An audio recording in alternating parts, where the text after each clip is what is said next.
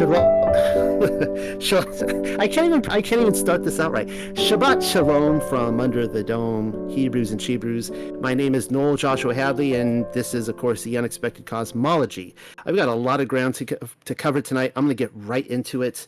This first document we're going to be going through is called Ham's Mystery Children, and I guess I need to give a little bit of context to this before I dive into it, just so there's no confusion.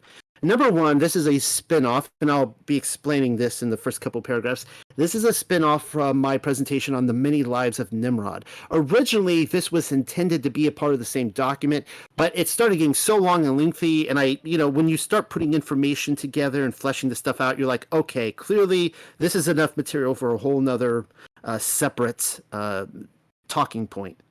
That's what we'll be going over tonight. If you guys recall, the many lives of Nimrod, I was putting forward my research on the idea that there were many Nimrods, as many as 3 or 4 of them, and that nobody in history was actually called Nimrod, most likely. They had other names who we could research or seek out historically. I went through all of that, and that helped explain the difference between the LXX timeline and the Hebrew Masoretic timeline. Just a quick refresher: by time you get to Yahushua HaMashiach, according to the Greek LXX, there were 5,500 years of human history. According to the Hebrew Masoretic, there were 4,000 years of history. That's a huge difference in time, 1,500 years. Most of that, a great deal of that, comes from the timeline between Nimrod and Abraham. The Nimrod who built the Tower of Babel was probably about anywhere from 800 to 1,000 years removed from Abraham. That's a huge discrepancy. And to my satisfaction, I showed that there were any number of them along the ways. And unfortunately, that comes with the corruption. Clearly, one of the texts is inaccurate, either the LXX or the Masoretic, in terms of the timeline. They can't both be correct. And so maybe neither one of them are fully accurate. That's part of the tension of reading through all this. Now, with Ham's Mystery Children, of course, I am referring to Ham, who one of the 3 brothers of being Shem and Japheth, the sons of Noah. I need to spell this out. Okay, first of all, the Bible is not a monotheistic book. I'm sorry if that bursts anybody's bubble. It is untrue. Yahuwah Elohim, or you could say Yahuwah Elohika, Yahuwah Sevaoth. He is the Most High Elohim. Okay, he is our Father in heaven. He is the Father of all Ruachoth. He is the creator. We can have the debate between whether it was, how much of it was the Father and how much of it was the Son, Yahushua HaMashiach, who created. But he is the Most High Elohim, and there are many Elohim who are created by him and under him. And the Bible does recognize some of these. All right, now I just need to put that out there. I'm not going to give all their names. You can kind of figure it out for yourself. There's the big B. He comes up a lot in there. He's one of them. But so you have that. But a few years ago, if you were to ask me, okay, so we have the Elohim, and that's the whole divine council, and these Elohim rule over the different nations. A few years ago, if you were to ask me what a demon is, if you were to ask me 20 years ago, I would have said, well, a demon is a fallen angel. That's what the church teaches. That's incorrect. That is not what a demon is. A demon is not a fallen angel. We do not see the Watchers being called demons. A demon is typically defined for us as the disembodied Ruach, the disembodied spirit of a giant who was the son of the Watchers. All right. Now, this is what I would have told you several years ago. It is correct. They are the children of the Watchers. A lot of people, they ask the question, when will the giants return? I kind of feel like that's maybe misdirection. It might have good intention, but they're already here, guys. The giants are already here amongst us. They are the demons. But I'm going to add to that and say that is not all that a demon is. There are probably many types of different demons coming from different sources. They are not all the children of the Watchers. And as well as, the different types of angels out there, I think that angels are probably as diverse, if not more, than animals on the earth today. There are probably hundreds or thousands of types of different angels out there with all different looks. So we're talking about a cosmology of a lot of variety. I'm not going to be talking about any of that tonight. Why did I bring it up? Because I want to avoid confusion as to what I'm going to be talking about tonight. Tonight, I'm going to be talking about some of these supposed gods, these Elohim among men, and showing you that they may have been actual people, actual literal people on this earth at one time. You will see what I'm talking about as I go through here. That does not mean that there are not Elohim, improperly ruling over men and so on and so forth. All right, well, let's get right into this. Ham's mystery children, Elohim among men. That seems pretty self-explanatory to what I just went through. You can see the contents there. Jumping to page 3, let's get started. Introduction, the sin of Ham. This will be a little bit of review for some of you at first. Apologies, but I got to cover all my bases when I do these presentations because there are going to be people who are listening who will be totally confused. And what are you talking about if I don't, start at 1? I can't just, can't start at 30 or 40, right? You got to go through 1, 2, 3, 4, 5 here. So let's get going. Ham had sex with his father's wife. There it is. Hopefully you weren't drinking from your morning coffee or chewing on an overpriced blueberry scone while reading that, as I would have either choked or sped up all over the computer screen. Sometimes I struggle figuring out how to start these conversations. But then I got to thinking, everything hinges upon Ham's sin. The topic, after all, is Ham's many children. The guy was a rabbit, and it was nearly always springtime. Names will be dropped, familiar names, including those names associated with divine beings. People as well as Elohim, whom you never suspected to be his offspring, much less real historical figures, will be put forward. Therefore, Ham's sin needed to get out of the way. Don't worry, I will explain. Spin-offs have been in order around here as of late. I figure this is the second one to my 7,000-year timeline deception paper. The first spin-off would have been Many Lives of Nimrod, as I just said. But also because I only write within my own exclusive multiverse. This is a simultaneous continuation of the Serpent Seed saga. And there's a couple links there. You could read those papers. That's 2 birds with 1 stone right there. Choose your path wisely. The first timeline deception spinoff was a little ditty, which I like to call The Many Lives of Nimrod. In that one, I showed you how it was entirely possible to have Nimrod interacting with Abraham, when in fact the LXX separates them by 1,000 years. No, I won't spoil it for you. That's something you're going to have to read for yourself. The sleight of hand may slip out later on during this exercise, and in fact it is likely to happen sooner rather than later now that I think about it. But I dropped these links for a reason. I said this was a spin-off, did I not? Reading a paper such as this one without regarding the parents is like obsessively watching Laverne and Shirley or Joni Loves Chachi, but then never watching a single episode of Happy Days. My Z generation and iGen readers probably don't have the faintest clue what I'm talking about. I'm already losing a segment of my audience. Oh no. The best policy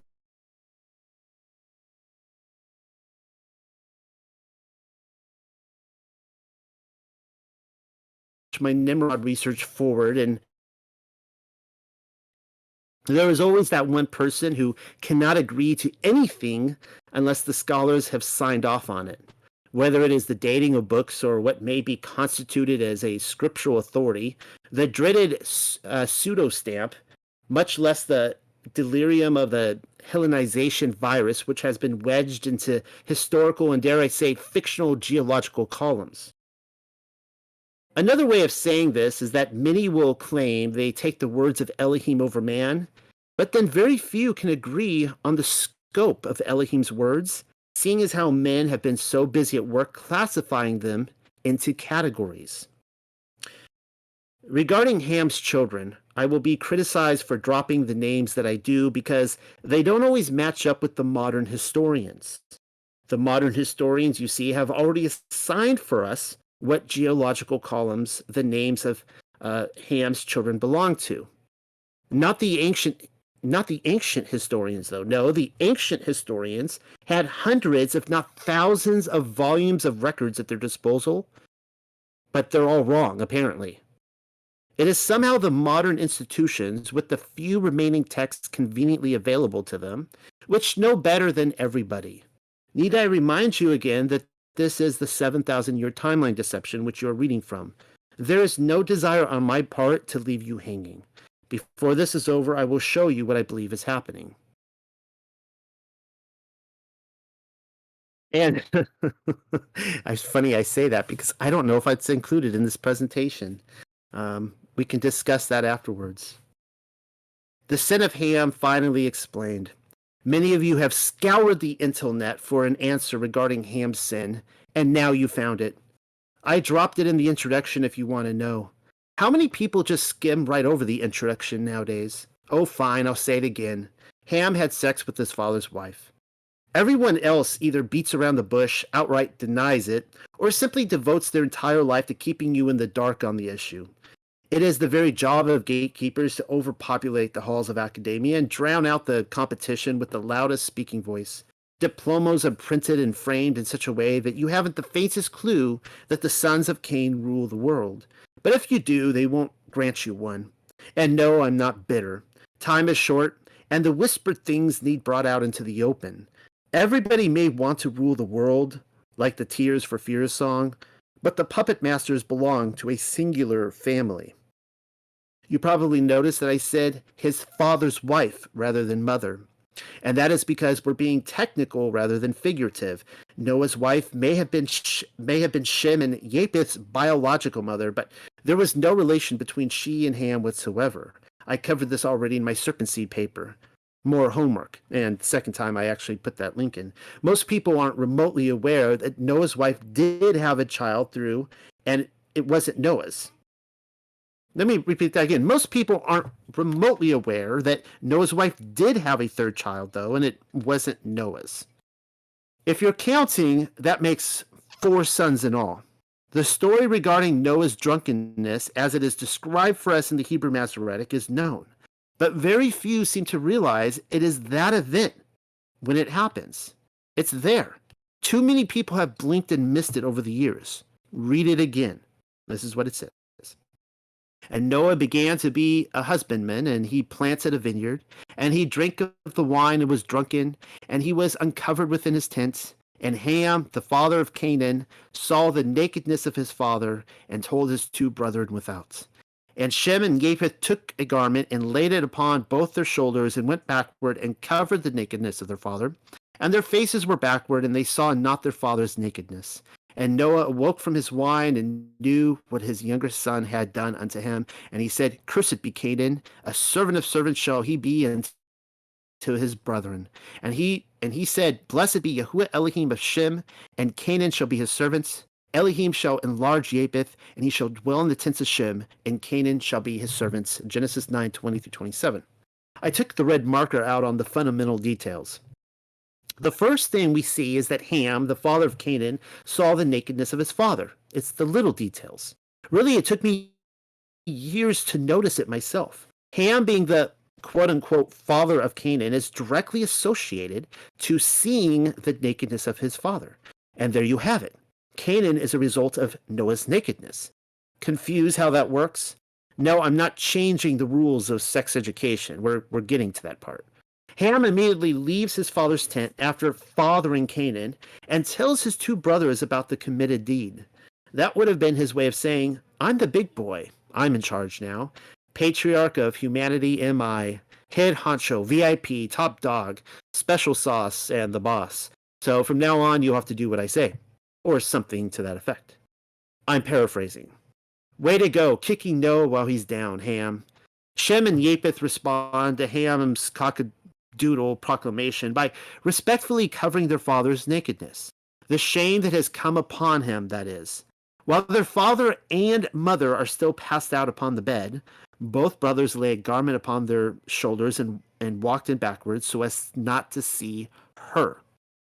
The same account can be found in Yovelim, or Jubilees, and it says this. And he rejoiced and drank of this wine, he and his children with joy. This is referring to Noah and his family. And it was evening, and he went into his tent. And being drunken, he lay down and slept, and was uncovered in his tent as he slept. And Ham saw Noah his father naked, and went forth and told his two brethren without. And Shem took his garment, and rose, he and Japheth, and they placed the garment on their shoulders, and went backward, and covered the shame of their father, and their faces were backward. And Noah awoke from his sleep, and knew all that his younger son had done unto him.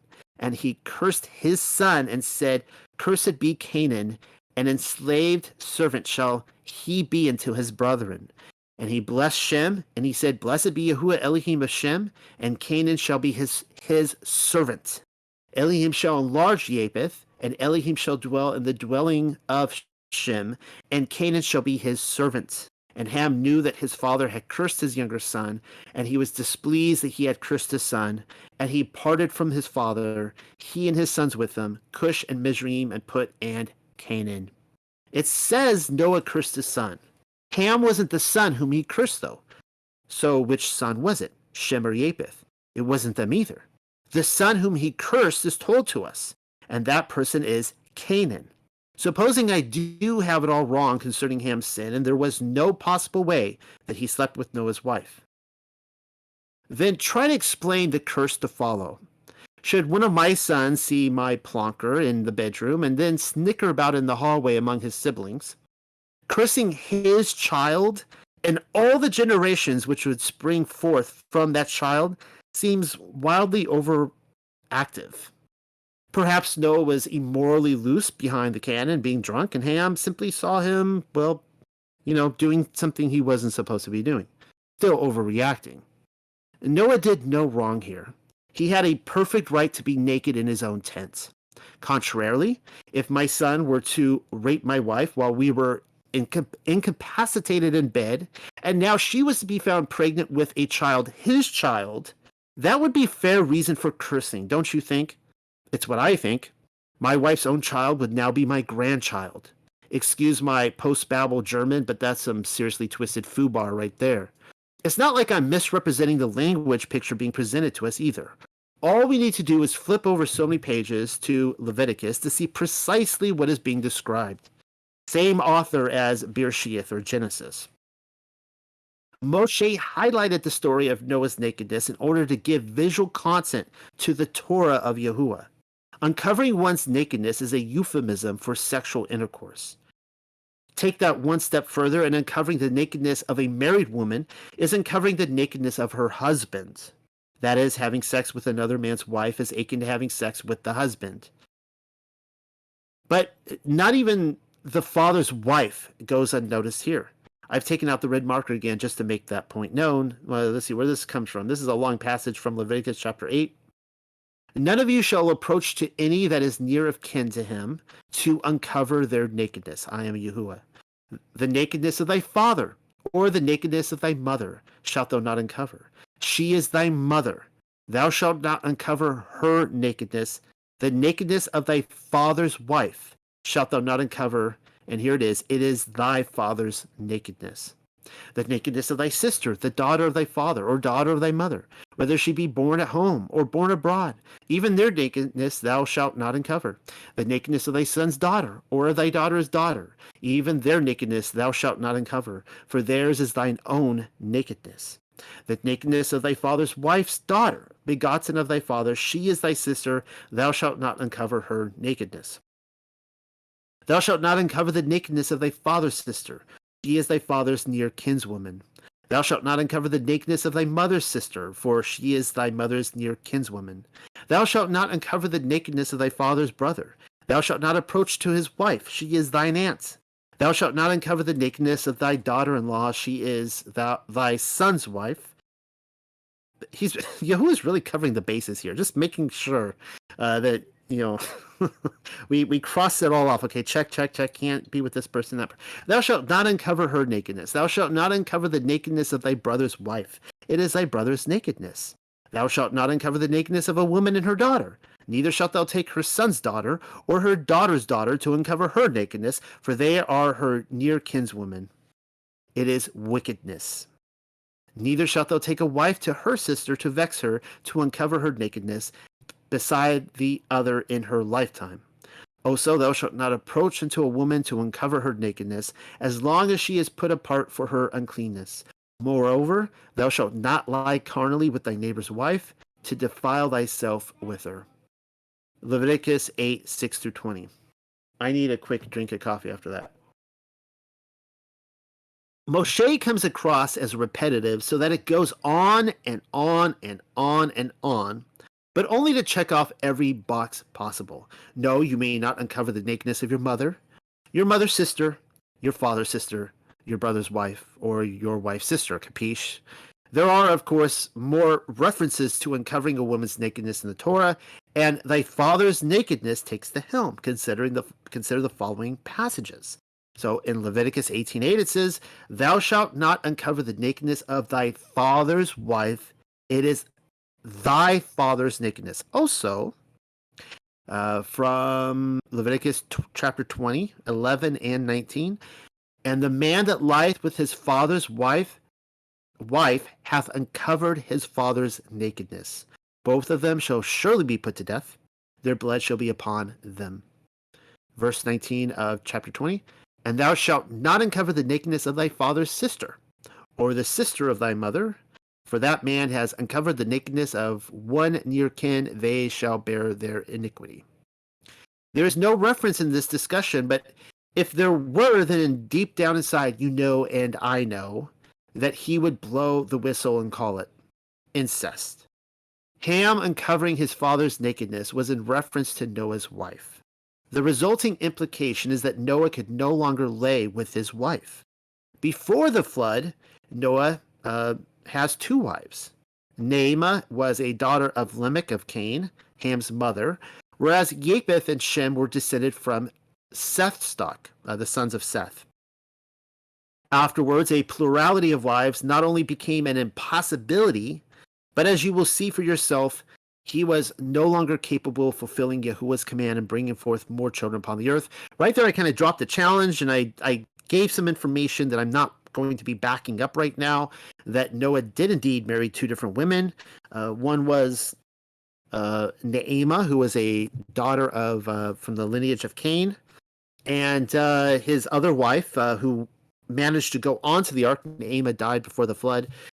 She was from the line of Seth. That is I'm not including that in this discussion. I do have a write-up on that, but just to save time.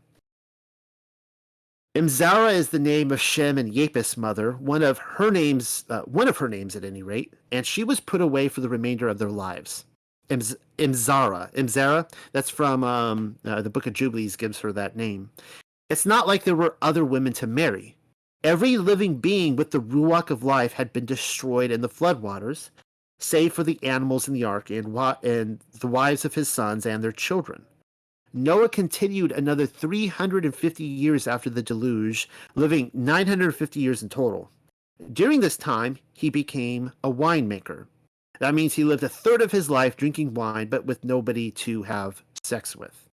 You'd have to be a hater of sexual intercourse and probably a Baptist-leaning Protestant to disagree when I say that totally sucks. Hopefully we're all mature here. I mean, this is the Bible. We're talking about the Bible. I base my assumption upon another account some 20 chapters later. It involves Reuben and Bilhah and reads as follows. "And it came to pass when Yasharel dwelt in the land that Reuben went and lay with Bilhah, his father's concubine, and Yasharel heard it." Yasharel, of course, was the father. Yaakov was the father of Reuben. Now the sons of Yaakov were 12. Genesis 35:22. That's all we're given in the Hebrew Masoretic. Reuben simply lay with Yaakov's concubine. There is a pregnant pause, and then the story simply continues on, leaving you to gasp and wonder at the implications. No wonder why so very few people know about it. A somewhat fuller account can be found once more in Yovelim and Jubilees, which explains the repercussions. More precisely, it details how a righteous man like Noah would have dealt with the same situation. "And Reuben saw Bilhah, Rachel's maid, the concubine of his father, bathing in water in a secret place, and he loved her. And he hid himself at night, and he entered the house of Bilhah at night, And he found her sleeping alone on a bed in her house. And he lay with her, and she awoke and saw, and behold, Reuben was lying with her in the bed. And she uncovered the border of her covering, and seized him, and cried out, and discovered that it was Reuben. That's really interesting. She's actually obeying Torah right there. She cried out. And she was ashamed because of him, and released her hand from him, and he fled. And she lamented because of this thing exceedingly, and did not tell it to anyone. And when Yaakov returned and sought her, she said unto him, I am not clean for thee, for I have been defiled as regards thee. For Reuben has defiled me, and has lain with me in the night. And I was asleep, and did not discover until he uncovered my skirt, and slept with me. And Yaakov was exceedingly wroth with Reuben, because he had lain with Bilhah, because he had not uncovered. Oh, I'm sorry, he did. Because he had uncovered his father's skirt. There it is. And Yaakov did not approach her again, because Reuben had defiled her. And as for any man who uncovers his father's skirt, his deed is wicked exceedingly. For he is abominable before Yahuwah. For this reason it is written and ordained on the heavenly tablets that a man should not lie with his father's wife, and should not uncover his father's skirt, for this is unclean. They shall surely die together, the man who lies with his father's wife, and the woman also, for they have wrought uncleanness on the earth. And there shall be nothing unclean before our Elohim in the nation which he has chosen for himself as a possession. And again it is written for a second time, Cursed be he who lieth with the wife of his father, for he hath uncovered his father's shame. And all the holy ones of Yahuwah said, So be it, so be it. It's like they have to keep telling you this over and over and over again, and people still don't pick up on it. There, you see, Reuben also uncovered his father's nakedness, his shame, his skirt. That nakedness as well as the shame and the skirt were his father's. It has already been established here at Cosmology that the Torah of Yahuwah is eternal, and more importantly, that it predated Moshe, even creation. Therefore, you cannot tell me a father's nakedness does not apply to Ham, nor that the specific law written down for us in Leviticus has been done away with. Don't be disgusting. Jubilees clarifies that adultery is written and ordained on the heavenly tablets above, telling us that the Torah delivered below on Sinai is practiced in the divine court. Having sex with your father's wife always was and still is uncovering his nakedness. And anyways, it says right there in verse 9, and Yaakov did not approach her again because Reuben had defiled her. That's the immediate consequence. Like Noah with Imzara, Yaakov no longer enjoyed the company of Bilhah. She still need another example? Fine, I will give you one. This one comes from 2 Samuel. So they spread Avshalom a tent upon the top of the house, and Avshalom went in, that's the same as Absalom. Avshalom went in unto his father's concubines in the sight of all Yasharel. And David came to his house at Jerusalem, and the king took the 10 women, his concubines, whom he had left to keep the house, and put them in ward, and fed them, but went not in unto them. So they were shut up unto the day of their death, living in widowhood. 2 Samuel 16:22 and chapter 20, verse 3. You can see I kind of jumped the verses there. After Absalom slept with his father's concubines in plain sight of Yasharel, David put them away as well. He never slept with them again. It says they were shut up until the day of their death, living in widowhood. I have just given you 2 examples apart from Noah and the Torah. Yaakov never slept again with his woman, nor David with his concubines. The longer consequence to Reuben's actions is that he lost the birthright. Cain, of course, was the firstborn of Adam and Chua, and yet he was never offered the birthright, and why is that? Supposing you did your homework and read my serpent seed paper, then you already know why. Canaan was cursed with servitude, whereas Ham's other children, still serpent seed, that would include Nimrod, labored to snatch the kingdoms of the world from Shem and Japheth. We will get to that part.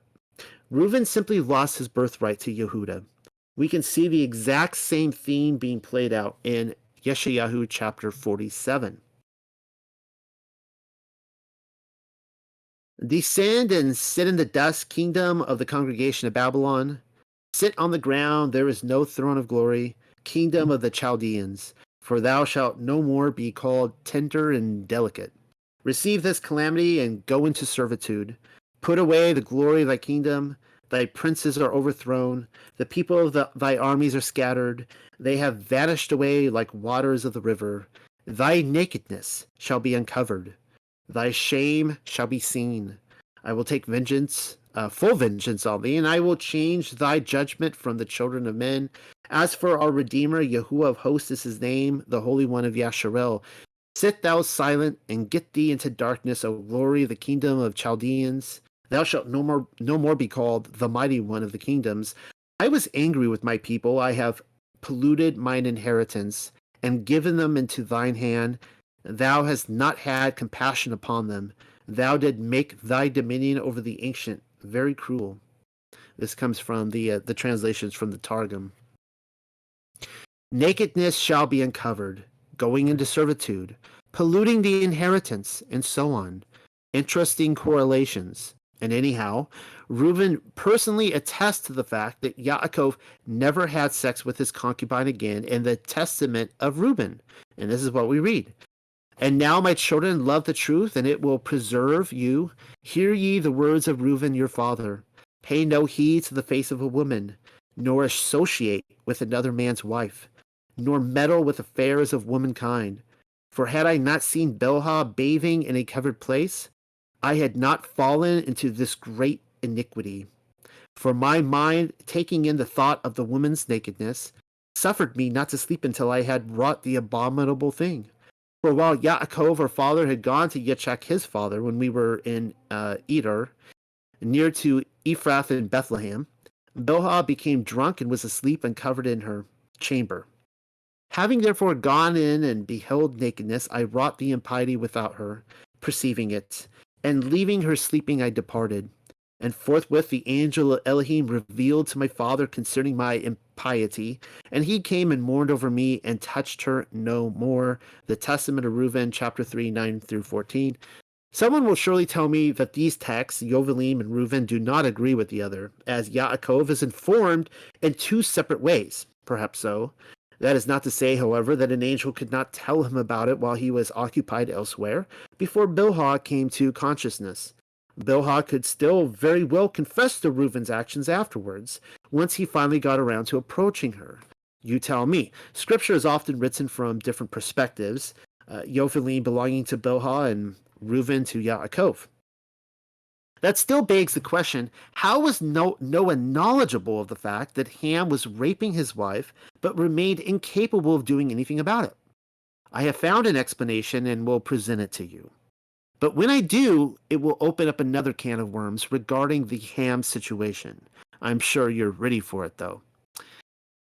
So this comes from the Travels of Noah into Europe, chapter 6, which we'll be delving into more in this book. In this presentation. Among all the sons of Noah, Ham was the least in his father's favor, who also by reason of his magic art, wherein he had great knowledge, was called Zoroast, or we'll get more into that, who wholly gave himself over into all incivility and rude behaviors, following the abominations and vices of those horrible giants before the flood. He is hating his own father, for that he saw himself least beloved of him, as he saw him thus lying drunk, using some charms of enchantment, took now the time of revenge, and by his magic so bewitched his father in those places of generation, that he disabled him ever after to have use of a woman, or to get more children. For these and other such his detestable impieties, he incurred the wrath and displeasure of Day, or Elohim, in most grievous manner, and was afterwards banished from his father, who afflicted him with no more punishment therein, for such his unnatural deeds so committed. Sleep paralysis is my best guess. The reason as to why Noah was incapacitated, and magic, sex magic. Noah knew what was happening in his sleep, but remained bound to the bed. The big reveal here derives from Ham's other name, more like his secret identity, which is Zoroaster. There is your bunny breadcrumb trail I told you about, and the ultimate purpose of this paper. I'm simply not ready to go there yet. We are still establishing a very important premise. What I wanted you to see is the magic involved, but also that the same text agrees. It claims that Ham disabled his father Noah from ever having use of a woman or being capable of seeding children afterwards. We started out with a reading from the Masoretic Hebrew, Genesis 9:20-27. Now let us revisit with fresh eyes the same passage as given to us in the Targum. Are you ready? Ready as you ever be, hopefully. Then let's dive into the deep end of the pool. So refreshing to know the truth of his story. So this is revisiting the same story from the Targum, and here we go. And Noah began to be a man working in the earth, and he found a vine which the river had brought away from the Garden of Eden, and he planted it in a vineyard, and he flourished in a day, and it flourished in a day, and its grapes became ripe, and he pressed them out. That's a whole other story about the grapes and why they flourished in a single day. And he drank of the wine and was drunken, and he made himself naked in the midst of his tent. And Ham, the father of Canaan, beheld the nakedness of his father. Hopefully that language is familiar to you now. And showed to his brethren without. And Shem and Japheth took the mantle and bare it upon the shoulders of each, and went backward, and covered the nakedness of their father, and their faces were turned back, and the nakedness of their father they did not behold. And Noah awoke from his wine, and knew by the relation of a dream what had been done to him by Ham his son, who was inferior in worth, on the account that he had not begotten a fourth son. And he said, Accursed is Canaan, who is his fourth son. A serving servant shall he be to his brethren. And he said, Blessed be Yahuwah, the Elohim of Shem, whose work is righteous, and therefore shall Canaan be servant unto him. Yahuwah shall beautify the borders of Japheth, and his son shall be proselyted and dwell in the schools of Shem, and Canaan shall be a servant to them. The Genesis Targum. Up until this point, you have only eaten cake, as I have withheld the icing, but that is also because I chose to save the best for last, but no longer. The Genesis Targum straight up says that Noah had not begotten a fourth son, and yet a fourth child was born to him. It also says Noah knew by the relation of a dream what had happened to him. Perhaps it is Yahuwah who let him in on the news, though I am still holding to my sleep paralysis theory via the magic of Zarathustra. You know the names of his first three sons, Shem, Ham, and Japheth. The other was Canaan. Now, that was review for some of you guys, but that needed to be covered. And now, understanding that, I'm going to get into the meat of this. Will the real Ham please stand up? If you need to catch up, we're on page 18. I need another quick drink of coffee. Give me a second. And here we go. The cat is out of the bag. Zoroaster is Ham. This is, of course, assuming you listened to my lecture on Ham's sin and stumbled upon that tidbit with the class, or else you won't have the slightest clue what I'm talking about right now. That's what skipping ahead earns you, confusion. I won't be repeating the passage where I derive that information from either. You will have to retrace those steps on your own because we're moving ahead. Not all is at a total loss either. I predict there will be more sources linking Zoroaster to Ham in the passages ahead. Vigilance is important because you never really know when such claims will jump out at you. And then this says here, of course, from the Wikipedia, I'd love to source that, a number of historians, beginning with the Roman Cephalion from AD 120, asserts that Ninus's opponent, the king of Bactria, was actually Zoroaster rather than Ixiartes. At the very least, my decision to make this a sequel to the mini lives of Nimrod should begin to make sense by this point. Zoroaster was Ninus's opponent, and we all know who Ninus was, right? He was Nimrod. Certainly not the first to go by that name, though. It just goes to show that Ham and Nimrod did not get along by any means. Only makes sense that they wouldn't. can't have two roosters in the same hen house. By the way, I am pulling this quote from the wiki, and as you can see, there were several different individuals who bore his name, according to some ancient historians, meaning there are various culprits to be identified, and only one of them is Ham. The same claim mentions Cephalion as the first recognized historian to pit Ninus and Zoroaster against each other, and he was not well loved by Hadrian, the emperor. The emperor banished him to Sicily, where his work was composed, apparently. Well, here is another one of those historians who felt the same way. The magus Zoroaster, king of the Bactrians, is considered important against whom Ninus fought. The person making this claim is Saint Jerome. I stumble upon him often, and FYI, he was a Constantine propagandist. Perhaps they were all propagandists for one beast regime or another, but what recognized historian isn't. All I know is they were working with stacks of historical records which we no longer have in our possession. In fact, entire libraries of them, and these were the conclusions they came to. In all likelihood, the Zoroaster who went up against Ninus Nimrod wasn't Ham. There were already two Nimrods preceding Ninus, and Zoroaster Ham would have already been dead by that point. If you are lost, then you need to review the many lives of Nimrod, I'm sorry to say. Which means we are altogether dealing with another Zoroaster, the son of Zoroaster, possibly. I will do my best to show you where I'm pulling my conclusions from. Okay, so this is from Recognitions of Clement. How fun.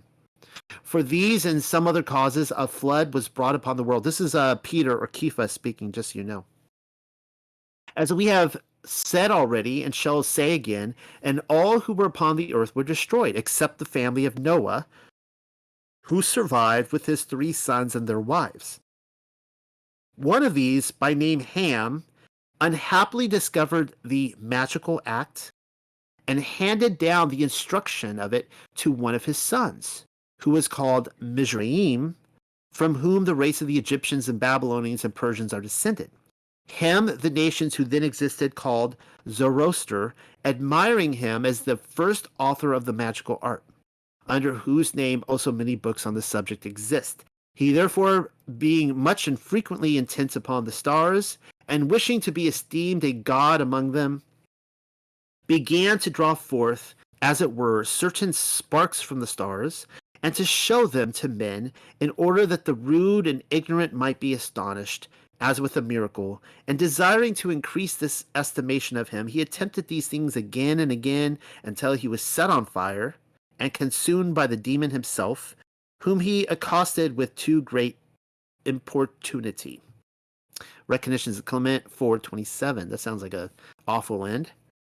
According to the Clementine homilies, it was the son of Ham, the same individual listed in the genealogies as Mizraim, that's where we get Egypt, who was first recognized by the Zoroaster name. But then notice what else it states. Zoroaster Mizraim learned the craft from his father before him, Zoroaster Ham. Yes, I am fully aware that it doesn't say Ham was the big Z, but hang with me here. The Zoroaster trade was passed down from father to son, and it was only Zoroaster Mizraim who thought to author those secrets. To better illustrate what I'm talking about, I have arrived with cover illustrations from my father's comic book collection. The series by Lee Falk is the perfect example in that many people refer to the Phantom as the ghost who walks because they thought it was impossible to kill him. And by the way, every single one of these I remember reading. Those are from his comic book collection. This is due to the fact that there had already been 20 generations of Phantoms who had preceded Falk's Phantom, and many of them did die while on the job, being mortal and all. And remember, there were various Zoroasters with different stories attached to them. The problem, I think, is that they've all blended into one person over the centuries. It would explain why some 2 million verses and countless other books could be attributed to one name, many of which deal in necromancy. The confusion is intentional, I think. So, reading again from The Travels of Noah into Europe, chapter 24, many writers have affirmed that this Ham was a man of singular ingenuity and sharp capacity, and that he first found out the 7 liberal sciences and had written many books of great worth, among which his chiefest were of necromancy, of which most part of them were burned by this before said Ninus. Some also say, which is I didn't actually pick up on this, it's kind of interesting that his work burned, but also so did Z. Some also say that he only in the world came out of his mother's womb laughing, and with a smiling countenance, which is an uncouth thing, and as most hold, prognosticating, that's a big word. I don't know if I've ever encountered that before outside of this paper. No good. Unto this Ham, Typhon the giant, his elder son by Nogla, was heir, and also succeeded him in humors and malicious dispositions, who was brought up in Egypt, and there continued. So the travels of Noah into Europe, chapter 24. But hold on. Here we read that Ham was the author of the 7 liberal sciences and necromancy, which he first discovered, thereby finding conflict with Clement. Which is it then? In the very least, it agrees in that one of Ham's sons succeeded him as the spokesman of Zoroastrianism. I find no conflict, however, in his son's name being Typhon the Giant. It has already been established that these guys had numerous names, possibly as many names as there were post-Tower languages, which is 70. By the way, Noagla is identified as being the wife who accompanied Ham onto the ark. I'll get to this in a second. Nimroth would have been Zoroaster Ham's grandson, and eventually his contemporary, just as assuredly as Ham's great-great-grandson, Nimrod Ninus, was the competing contemporary against Zoroaster Mizraim Typhon. It was the books attributed to him which Nimrod Ninus burned in the sacred fire, most likely. Hopefully you didn't get lost in that whirlwind of information. Just look here that it says that Typhon the Giant was brought up in Egypt and there continued. I think that's basically saying that this is Mizraim, the same guy, and he was a giant. Despite there being many different potential Zoroasters, each with unique stories attributed to them, Ham is the candidate identified with laughing after being born out of his mother's womb, thereby foreshadowing his nature, because in the father-son mythos, the painful lesson every child must learn when attempting to wrestle with his father's legacy is that his father did it first, and perhaps more importantly, he did it better. Ham, of course, was a Cain, and the same unidentified demon who is said to have instructed Zoroaster can likely be attributed to the usual candidates, Cain being one of them. This same demon, by the way, also brought about his death. So you're going to have to refer back to what I wrote in the Nimrod paper, The Many Lies of Nimrod, that Nimrod was personally trained in the arts by the Ruachoth of Cain. And it appears that Ham, I have yet to find the identity of the demon who raised Ham in the arts, but I'm just putting it out there that he is the best candidate. I'm curious as to who you think Ham is in these 4 paintings. Quite the womanizer, it seems. A total babe magnet by the look of it. More like an incestual and serial rapist, but you get my point. I'll give you hints as to his identity. He's not Zoroaster this time around. I know I asked the real Ham to take a stand, but it appears as though he has only been hunched over up until this point. And if you're listening to this on podcast, I apologize, you can't see these pictures. So you're about to find out who is in these pictures. This is coming once again from the Travels of Noah into Europe, chapter 20 again. It hath been already specified how Noah dividing the universal earth unto his children, and how Ham, abounding in all vices and detestable courses, notwithstanding was not deprived of his portion, but had his right of inheritance justly allotted unto him, which was the 3rd part of the world, and particularly Africa to the hither part of Egypt, for which countries he was commanded by his father to depart, with his wife Noegla, and 35 rulers, which is as much to say as the chiefs of family of his blood and house, as also with all their children in issue. Okay, so there's a lot of people in here. Again, just a reminder, you guys know 3 children came off the ark. Then we have the 4th Canaan. But also, according to this book, Noah and his wife had many other children before the Ham episode. So they actually had, I don't know, a dozen other children or something like that number. But the land was still divided according to the 3 sons, Ham, Japheth, and Shem. The others did not get the inheritance. Yeah. Where was I? I can't remember. Let's see. Let's figure this out. Okay, which was accordingly performed, and presently he established himself as king and Saturn of Mitzrayim, Egypt, where he erected and builded a city called Chem Min, and among them also he himself was called Pan and Silvanus, which people likewise so engendered and issued of that family to honor and worship him the more, and to show their love unto him, lived in all impious and ungracious manner, perpetrating most odious and soul-damning villainies, affirming publicly that men ought lawfully to have the company of their own mothers, sisters, and daughters. So there you go, another confirmation. And all lust and concupiscence of the flesh. I mispronounced that, I'm sorry. There's some big words in here tonight. And other many most inhuman and shameful acts not to be recited. And to show that they gloried and boasted in the wickedness of such their king and ruler, they interred him by the name Ham Esinus, which signified their infamous god Pan. And thus he ruled in Egypt long time, even into the 6th and 50th year of the reign of Jupiter Balis, the 2nd king of Babylon. So Ham's greatest claim to fame, it seems, wasn't in becoming the Pan Man. Interestingly, the Roman deity Silvanus is another name attributed to him. The part where Ham taught others to lawfully have company of their own mothers, sisters, and daughters once again underlines what he was ultimately doing in Noah's tent. Do we recall that he told his brothers about it afterwards, which is what we see him doing here in instructing others? Perhaps he was attempting to entice Japheth and Shem to gang rape her, as unpleasant as that sounds. I apologize for the imagery, but again, this is the Bible we're talking about. Ham is a child of Cain. These are the sick and sadistic pedophiles who rule our world by way of magic. Also note the timing of his tenure in Mitzrayim. Balis, the second of the Nimrod, who I talked about in that other presentation, was ruling from Babylon. Nimrod Ninus hadn't even come on the scene by this point.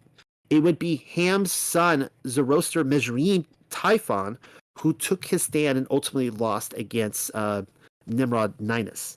The wrinkles in the timeline are finally getting ironed out. And here we have a couple of photos from that time when I moved my family to Europe. It took me forever to dig them up out of the vaults.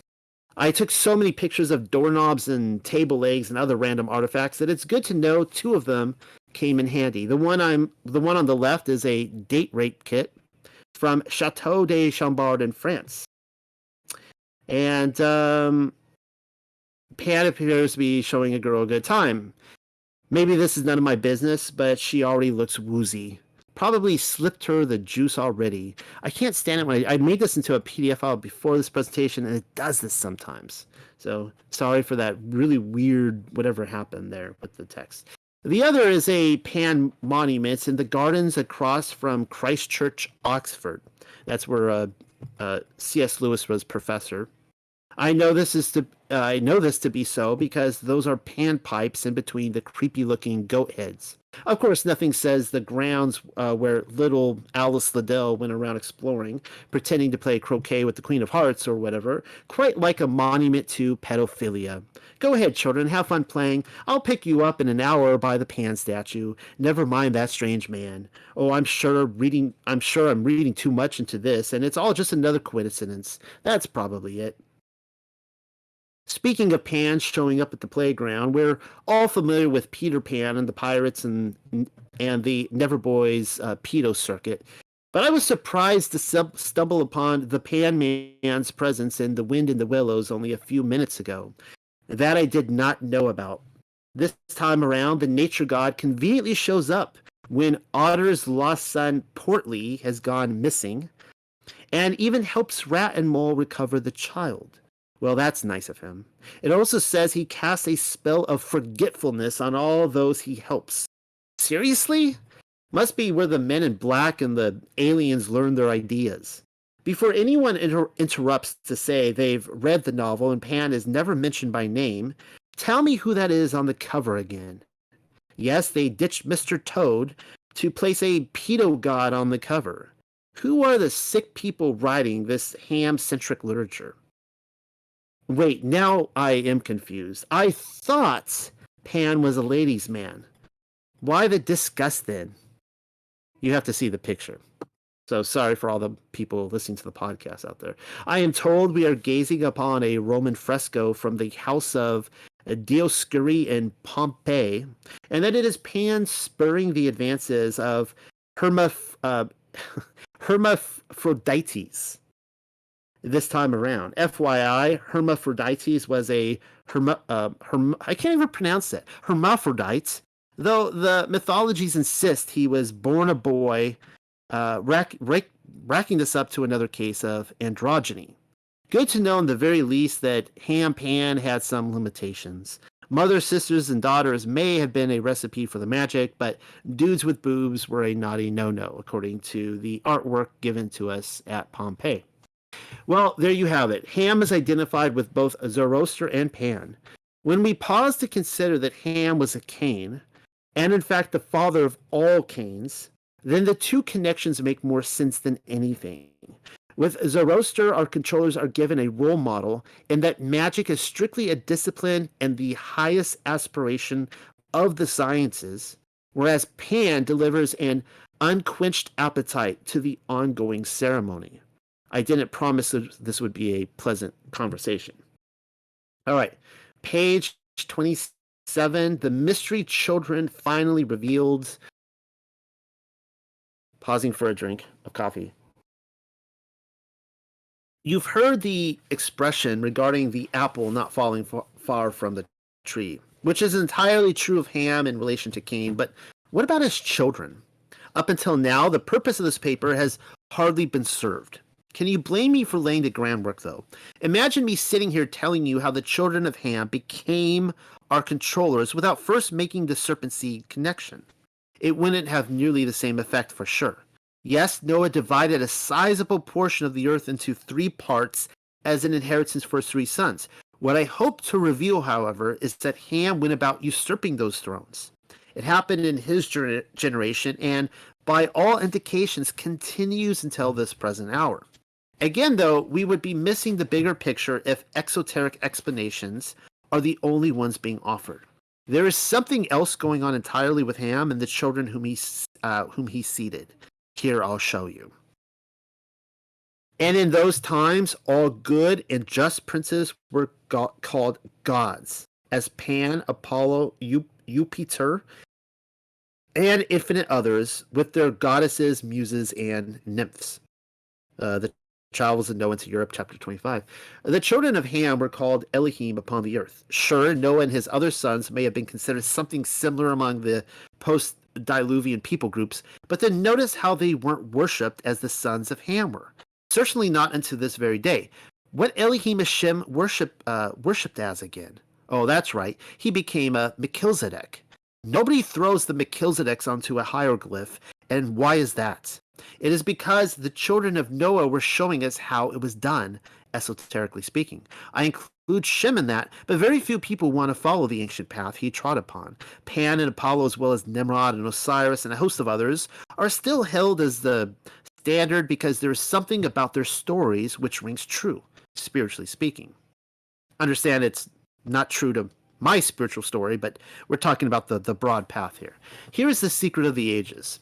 A worship of any one of these Elohim is ultimately the worship of the self, because they were the golden relics of a silver or a bronze, perhaps even a clay age. They were the master builders of the post-Diluvian reset. They managed things on a spiritual plane which no other generation has come even remotely close to achieving. They were Messiah prototypes. Wait, back that up. I should stress Antichrist, every last one of them, but you knew what I meant by that. They were Antichrist, and above all else, Nimrod still is the spirit of Antichrist, in my opinion. It is up to you to decide what to make of their death and resurrection stories. But I do not believe them to be merely symbolic. Or else the mystery religions, as well as our contemporary secret societies arising from their ruins today, would not lead the neophyte into their burial and resurrection initiation rites. And that's a huge thing, a huge part of the mystery religions, as you probably know, and Freemasonry and other things like that. That they lead him into burial and resurrection initiation rites, skull and bones, and they often, some of them, as you will know, will include sexual acts in that as well. Let's be clear on what I am saying. After a lifetime of contemplating these matters, I have concluded that nearly all world religions are legitimate spiritual expressions. You might even say they are true. Really, pick your Elohim. They answer prayers. Miracles can be backed by many of faith statements and are evidence to its practitioners as to why their denominations ring true. It's why naming your Elohim is so important to this conversation. Who are you addressing in your prayers? I address Yahuwah Sevaoth, the Most High Elohim of Yasharel, the father of Ruachoth, because he has shown his testimony to be true through the word Yahushua HaMashiach, his son, inheritor and creator of the world. This is the way which Shem Melchizedek showed for us, as well as Abraham and Moshe, and turned the prophets, eventually Yahusha. And so it is the narrow path which I choose to travel down, which is in obedience to the Torah, Yahuwah's instructions in righteous living. Everybody wants to live forever, and this is the way, the path to immortality. The other Elohim will die like men, and only the righteous will pass through the flames, confronting the mortal world with eternity. That is my conclusion in a nutshell, but I cannot make your decisions. It is up to you to choose your Elohim. Who do you think will be standing on the other side of that flame? That was my conclusion to this paper, by the way. The sentence where what I just said was the conclusion. The sentence where I stated, it is up to you to choose your Elohim, was intended as the last one. I simply couldn't help myself, and really it needed to be said. You will have to accept my apologies then, if and when I suddenly cut this off. It's not that I am being rude or inconclusive or anything, because now you know what my conclusions are. And anyways, regarding my claim that Ham went around usurping thrones, here is one such example. And to show that they gloried and boasted in the wickedness of such their king and ruler, they interred him, speaking of Ham, by the name Ham Isinus, which signified the infamous god Pan. And thus he ruled in Egypt long time, even until the 6th and 50th year of the reign of Eupator-Balis, the second king of Babylon, in which year he began to travel and came into Italy, which was then called Kittim, which is interesting because that's the same word that they use in the Dead Sea Scrolls, Kittim, to his brothers Comerus Gallus, the first king of that country, after whose death Ham presently usurped and undertook that mighty government. So he's toppling thrones, who instead of virtuous instructions and gold laws in which all other princes round about him, his kinsmen, commanding Germany, Spain, and France, had instructed and taught their people, clean contrary infected the youth of Italy with all manner of impieties, incivility, and corruptible vices, persuading them, being of themselves well addicted, to usury, robbery, murder, poisonings, and the study of the magic art, who by reason of his own great skill therein was surnamed Zarathustra, and was the first inventor and practicer of that vile and diabolical learning, of the use of which he composed and written many books, and he was called generally throughout the world Cam Isinus, there's some Latin there for you, propagator. Some have thought that the Turk for those such like causes is called in his letters, patents, Le Grand Cam de Tartaria. The Travels of Noah into Europe, 20. In the very least, you can see why Nimrod hated Ham so. Nimrod was doing something similar in that he was planting his children's bums on various thrones. They were competitors in every respect, in land grabs, but also in how they mastered magic as well as entire religious denominations to follow. And look at the effect which Ham was having. Pan was born in Natsarim only to make a true name for himself in Italy. I talk about the twins Romulus and Remus in my 1948 Gog and Magog paper, specifically in making the Rome connection with Zionism. But I'm thinking some of that research would be better served here. Look at the painting depicting Romulus and Remus being nursed to health from the wolf. Who is that with him in the bush? It is Father Ham Pan, the world-renowned sex offender. The scene is Palatine Hill, one of the 7 hills of Rome. Who is that creeping up to the shrubs so as to discover the babes at the wolf's bosom? A shepherd, we are told. Talmudic literature manages to give us a name, and you'll probably never guess who. And this is what it says in Esther Rabbah 3:5. 2 orphans were left to Esau, namely Remus and Romulus. And you, Elohim, gave permission to a she-wolf to suckle them, and afterwards they arose and built Rome. The answer you were looking for is Esau, the one and only. You may need to refer back to my Nimrod paper again to see why I suspect it is Tammuz whom Esau offed in the woods, potentially in devotion or as an act of worship to Semiramis. It's a cyclical weather and harvest thing. How ironic is it then that Esau was responsible for wresting the kingdom of this world away from Nimrod and handing it back into Ham Pan's hands through the first kings of Rome? I didn't even see the connection on the last go around, but now I do, and so do you. Fun fact. The origin story... Oh yeah, before I get into the origin story of Valentine's Day, another passage I should have thrown in here is that in Jasher, it says that when Esau killed Nimrod, that he took his garments from him, which were the garments that belonged to Adam and Eve. Well, those are the same garments that Ham had stolen from Nimrod at the same time that he committed his deed, uncovering his father's nakedness, and passed it down to Nimrod, giving him great power. So you see the transfer of power in this account, that he is stripping the power away from Nimrod. His kingdom is never the same after that. The Nimrod's kingdom comes to an end, and he hands it over to Rome, the last beast. So something to think about. Fun fact. The origin story of Valentine's Day can be traced back to the Roman festival Lupercalia. The name of the she-wolf, by the way, was Lupa. But even before that, Lupercalia derives from an even older archaic festival, the Lycaea, which, with its secretive mystery rites, was once held on the slopes of Mount Lycaon.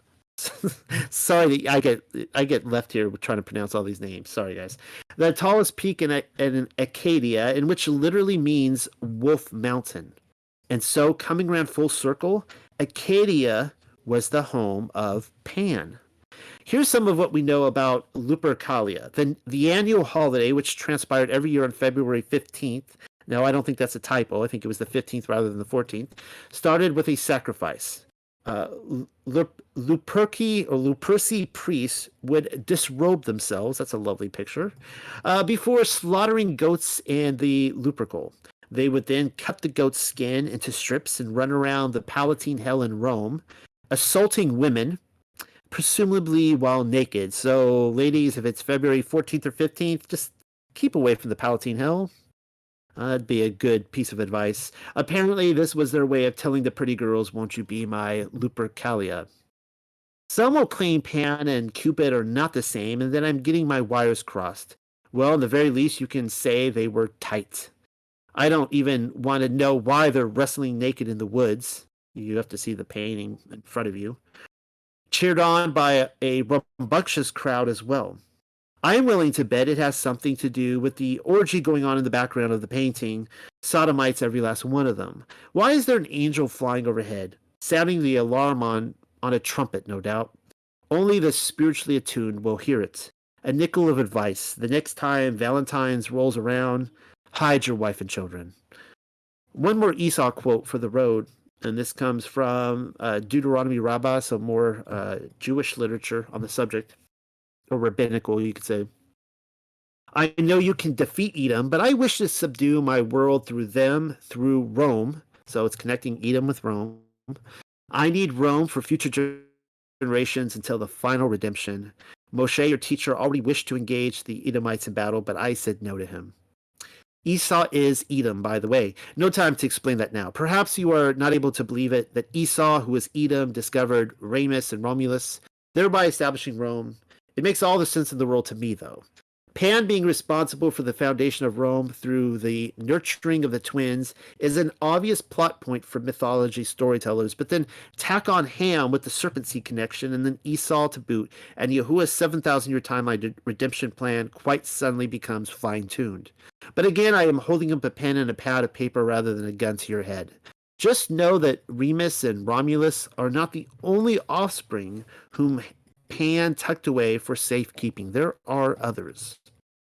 Dionysus is one of them, sort of. Are you really surprised, though? It's difficult finding a single portrait of the wine Elohim or his Bacchus counterpart without the satyr showing up. Here we see Dionysus so wasted that Father Ham Pan has to cart him around for the Menad parade. Pan's Goat Association has gone without mention up until now, but I'm thinking it couldn't be any more obvious in that Azazel was represented by the scapegoat in Leviticus 16. Who is Azazel again but a watcher from the book of Enoch, among other texts? You know what that means, don't you? Azazel is the biological father of Cain.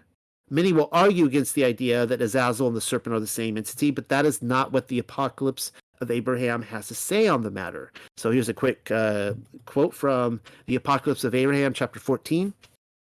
And the angel said to me, know that from henceforth the Eternal One has chosen you. Be of good courage and use this authority so far as I bid you against him who slanders the truth. Should I not be able to put him to shame who has scattered over the earth the secrets of heaven and has rebelled against the Mighty One? Just pause real quick there. That is such a fascinating quote when he says that Hasatan, or Azazel, read that again, has scattered over the earth the secrets of heaven.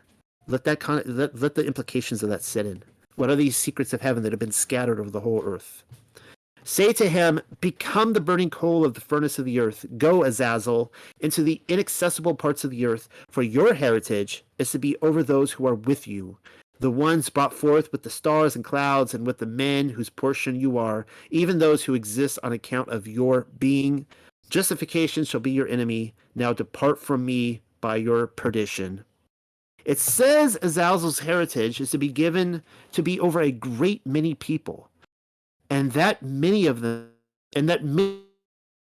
only exist on account because of him. Inconclusive, you tell me. Well, keep reading then. This will be, we're skipping from 14 to chapter 28.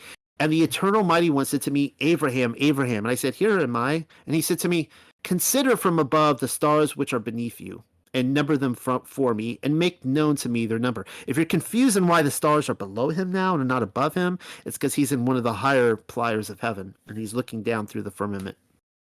And I said, how can I? For I am but a man of the dust of the earth. And he said to me, as the number of the stars and their power, so will I make your seed a nation and a people set apart for me as my own inheritance, as distinct from that of Azazel. And yet I include Azazel in my house. From this added information, we can deduce that Azazel has a seed just as assuredly as Abraham has a seed. It is strictly speaking of a spiritual seed, he will tell me. Very well then. We will have to read further on. So this passage is a little bit lengthier, but it comes from chapters 33 through 36, which tells me that I need another quick drink of coffee. And I said, O Adonai, mighty and eternal, who are the people in this picture on this side and that? And he said to me, those. So he's in heaven, Abraham, and he's looking at a picture. And what's really fun about this picture is that, from what I can tell, It is the first example in literature of a motion picture, of a movie. It's actually a picture that is telling a story that is moving. I have never seen any example that I can find so far older than this, so that's really exciting. Those who are on the left side are all those born before your day and afterwards, some destined for judgment and restoration, and others for vengeance and cutting off at the end of the age. But those on the right side of the picture, they are the people who have been set apart for me, and whom I have ordained to be born of your line and called my people, even some of those who derive from Azazel. So it's saying right there that you can still derive from the line of Cain, and you can serve Yahuwah and be and achieve salvation. People freak out when they hear the serpent seed thing, and it's like, no, no, no, no. It doesn't ultimately matter. Salvation comes from both sides. Now look again in the picture and see who it is who seduced Chua, Eve. And what is the fruit of the tree? And you will know what is to be, and how it shall be with your seed among the people at the end of the days of the age. And all that you cannot understand I will make known to you, for you are well pleasing in my sight, and I will tell you of those things which are kept in my heart.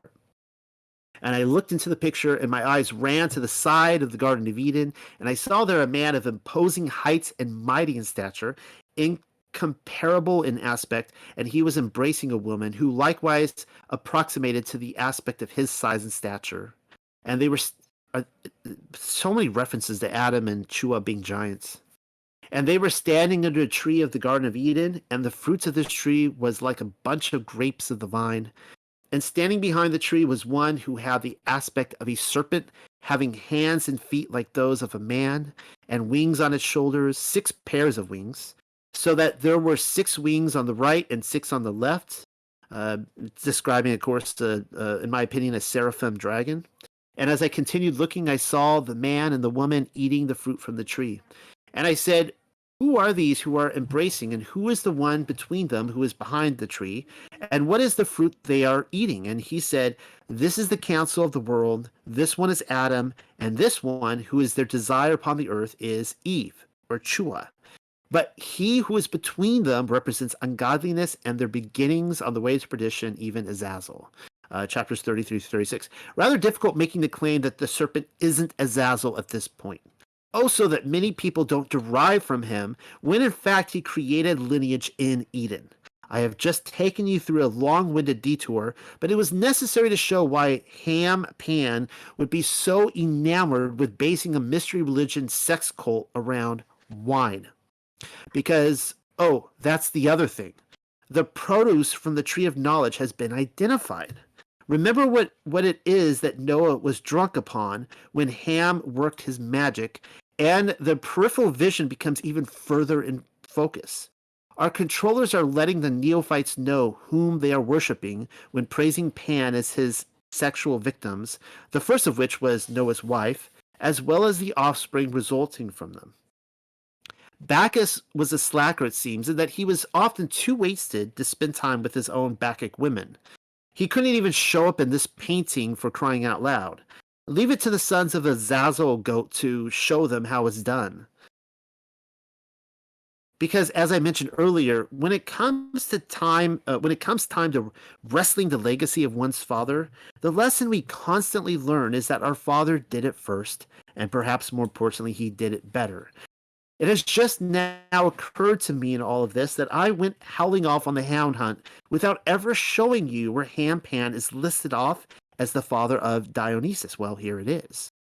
It is written that Ham had one sister, which was called Rhea, married to Hammon, king of Libya, who also was enamored of one other fair woman called Almanthea, and had of her by adulterous means a son, whose name afterwards was Dionysus, which child was secretly brought up and nourished in a certain city of Arabia called Nisa. Notwithstanding, the matter was not so closely and cunningly handled, but his wife Rhea had privy advertisements thereof. Whereupon, and despite a jealous discontent, she forsook her husband and went home to her brother Ham, then abiding in the island of Sicilia, who presently married and espoused her, and as some writers hold, his wife Nogla being alive. Remember, Nogla is his original wife who was on the ark with him. But of this other he afterwards got many children, as Cush, the father of Nimroth, the giant, the first king of Babylon, Typhon the giant, and also many others. That comes from chapter 21. You may need to take a few minutes to compose yourself because that account for sure was for sure a dizzying one. Dionysus I recognize, but then what else is going on? For starters, Haman is identified as the king of Libya. Well, I'll be. That can only mean one thing. He's a son of Ham. He has to be a son of Ham because his wife Rhea was Ham's younger sister, and she wouldn't very well have married her brother. Not yet, at any rate. We are not told much more about the Libyan king here, though I'm guessing he is none other than Baal-Hamon, the chief Elohim of Carthage. Look him up for yourself. There's a link right there. He was a weather Elohim, considered responsible for the fertility of vegetation and esteemed as king of the Elohim among his people. This same Baal-Hamon had a female cult partner named Tanit, according to official traditions, who is probably the same woman listed here, Almanthea. Together they had Dionysus, which would make him which would make him Ham's grandchild. Baal-Hamon's bedtime habits with the priestess Tanit Almanthea, particularly the Elohim of their union, created such jealousy for the king's wife that we then see her running off with her brother in marriage. That would be Pan. The result of their incest was Cush, the father of Nimroth the giant, the builder of the tower at Babel. There is your Nimrod origin story. Oh, the tangled web they weave. The mysteries of Dionysus was apparently started by somebody named Orpheus, the Thracian bard. This was the same guy who traveled with Jason and the Argonauts in search of the Golden Fleece, going so far as to descend into the underworld to recover his lost wife, Eurydice. That's something the legends... let me say that again. That's something the legends from this generation all seem to have in common. They were taking the trip to Hades and back, showing their children how it was done. You can take that for what it's worth. I think there's something to it. According to that same Orphic tradition, the first Dionysus was the son of Zeus and Persephone. Take a mental note of his being dismembered by the Titans, only to be reborn again. You see a common theme among Noah's post-Diluvian family. Nimrod and Semiramis were all grasping at the same immortal rights. I'm guessing Persephone is Rhea in this story. Speaking of which, she has her own school named out in her honor. Ever hear of the Eleusinian Mysteries? It was all about Persephone. Here is her story in a nutshell according to the ancients. She was picking flowers on a spring day and minding her own business when the young Persephone was brutally raped and abducted by someone with a god complex. His name was Pluto, and her whereabouts was Hades, if you must know. I don't know why there's so many typos there. That's so strange. Let me say that again. His name was Pluto, and her whereabouts was Hades, in case you must know. When she didn't return home, her mother, Demeter, went looking for her. She, too, we are told, was a goddess. Of course, everyone from that generation, I am saying, was pretty much, a god or a goddess. As she broadened the scope of her search, Demeter found herself wandering about the entire world, neglecting divine duties as she did so, and the earth suffered. Though the rains had assuredly arrived soon before Persephone's carefree jaunt through the country, the Adventist summer witnessed no grains or wheat. By this we can quickly conclude, not only was all of creation involuntarily punished for want of nourishment, but the Elohim were as well. They were deprived of their offerings. Someone had to give. Now, I'm kind of paraphrasing the official story of the mysteries of the Eleusinian mysteries. It is for this very reason that Demeter's Olympian siblings demanded the release of her child. There was, however, a slight complication from the underworld side of things. The naive Persephone, negligent as to the health of her own soul, had eaten of the forbidden fruit, 6 pomegranate seeds in this case. Consequently, Persephone was liberated on one condition, that she must return in Pluto's company every year for 6 consecutive months. Though Demeter undoubtedly delighted in her daughter's presence throughout the remaining year, her annual sojourn resulted in inconsolable mourning. The harvest was plentiful, but come autumn, the earth once again fell into neglect. That is to say, whenever Persephone was returned to Pluto, winter fell upon the earth's inhabitants. Pluto and Baal Hammon may very well have been the same person. Baal Hammon had a consort named Ashtoreth, and I'm thinking that may have been the Almanthea whom King Hammon was so enamored with. We are told this was an adulterous affair, so we really don't know who she was married to. That would make Demeter Noah's wife, the council of Olympians, Noah and his other sons. Too much? Pan stealing Rhea Persephone away from Baal Pluto implies that he was attempting to undo whatever was settled in the council, either an earthly or heavenly one, and play by his own rules. Here's what happens to them. Ham and his own sister Rhea thus married together. They consulted and advised to be revenged of the king Hammon of Libya, and to that effect raised a great army of men, and with the assistance and help of their brothers, the 16 giants. That's interesting. These would be some of Noah's other sons. They set forward from Sicilia and in the end arrived within the territories and confines of Libya, where they gave King Hammon battle and in the field overthrew and vanquished him, so that he was glad to flee into the Isle of Crete, now called Candia. Not long after this, Rhea had a son of her husband Ham called Osiris, afterwards surnamed Eupator Eustace, who proved a most noble and gallant prince, far differing from the wicked humors and dispositions of his father. That comes from chapter 22 of the same book. What has just happened? We have just puddle jumped from one mystery religion to another is what? Dionysius to Isis. Meanwhile, we read nothing here of Dionysius's demise. It seems implied, however, in that giants set about to defeat Hammon and his crew, thereby relating the Titan story spoken about by the Thracian barge. The reason why the writer avoids any mention of it may have to do with his love of Osiris. Calling him a most noble and gallant prince seems a bit biased, if I do say so myself. Initiated much? That might be it. Then again, Osiris may have indeed been or started out even as the noble and gallant sort. Who am I to say otherwise? I wasn't there.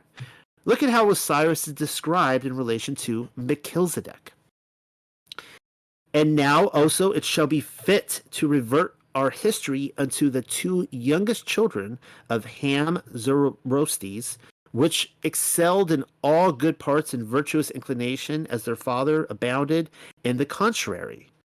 And that was that Osiris, before spoken of, the adopted son of Dionysus, king of Libya, and Isis, his sister, the fairest and best accomplished damsel in the world, whom afterwards he took to wife and married, with whom he had also the kingdom and principality of Mitzrayim. These two now newly espoused, he being of 80 years of age and she about 50, and yet our author Berosus terms them very youthful. That's kind of interesting. She was 20 years his elder Isis. Began to apply themselves to the study of the nature of herbs and to the finding out of planting, tilling, and sowing of corn, which afterwards they instructed their people in, and showed the use to their neighbors dwelling in Palestine, of which ruled king and governor Shem, surnamed Melchizedek, who was the first that ever offered bread and wine unto Elohim. I don't know about that claim, but we'll just leave that there. From thence Osiris passed into Mitzrayim, and there also very painfully showed them the manner of tilling and agriculture, as likewise the poet Tibullus speaketh of, saying, he was the first to make plows by hand, Osiris, and having joined the iron, he pressed the boom. And that comes from chapter 24 of Noah. The contrast before us is a stunning one. While Pan, Ham, and his crew of the Roaster Misfits, as well as the Nimrods, were working their magic so as to manipulate the harvest as well as elevating their own Ruach to immortal status and what else have you, Osiris was literally learning how to plant, till, and sow the ground, going so far as to teach others, including Shem Melchizedek, to do the same, according to this text. Well, I'll be. Seems like a decent fellow after all, despite being a son of Ham. The story at least checks out that Osiris and Isis were siblings. Maybe we have it all wrong about the man who became the Eye. And at any rate, The mysteries of Isis emphasize the righteousness of their king. His preceded materialize the rule of Mat. Well, we're talking about the mysteries of Isis here, and Osiris specifically. It's called the rule of Mat. For the Egyptian, the goddess Mat personified the ideal natural order: truth, balance, harmony, law, morality, and justice. Mat not only regulated the stars in the womb of Nuat, whom I have pointed out elsewhere as the Ruach of the firmament. The Egyptian firmament is Nuat, and the seasons emanating from their father Geb, but managed both mortals and deities alike. Was Mat an attributed name for one of the 70 Elohim set up to rule by Yahuwah? I don't know. Ham and the children of Ham weren't necessarily going around usurping people with God complexes. No, he very well may have been attempting to usurp the Elohim they represented as well and set up his own divine practices. Sheesh. And you thought you had a crazy uncle. Once Set, Set, usurped the throne of Osiris, the goddess Mat lost her authority, seeing as how Set had a god complex. Order was therefore ruled by disorder, balanced by imbalance. In her place, the rule of Isfet materialized. So hopefully you guys are following along.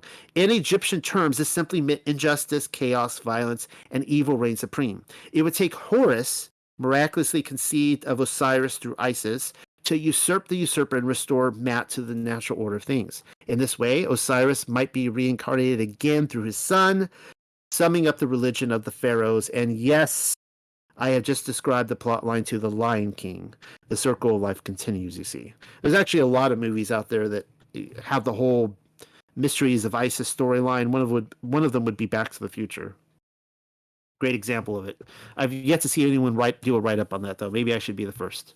To see if any of these plot points line up with the purported historicity of the travels of Noah into Europe, we will have to keep reading. So, continuing with the Book of Noah. After he thus was quietly seated in his kingdom of Mitzrayim, his brother Typhon the Egyptian, who in all villainy and malice followed the humors of his father Ham. Remember, this is Typhon is, I believe, Mitzrayim.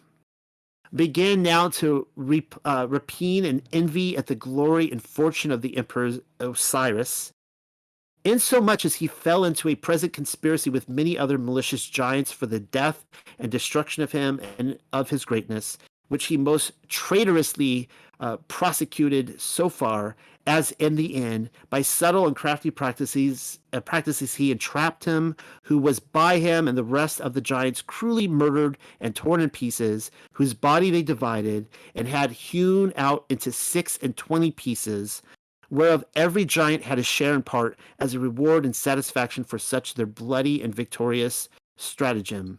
But afterwards, these parts of his body were found out and gathered together again by the means of his wife Isis, and buried with their right honor and due solemnity, whom after his death the Egyptians held and worshipped as Elohim.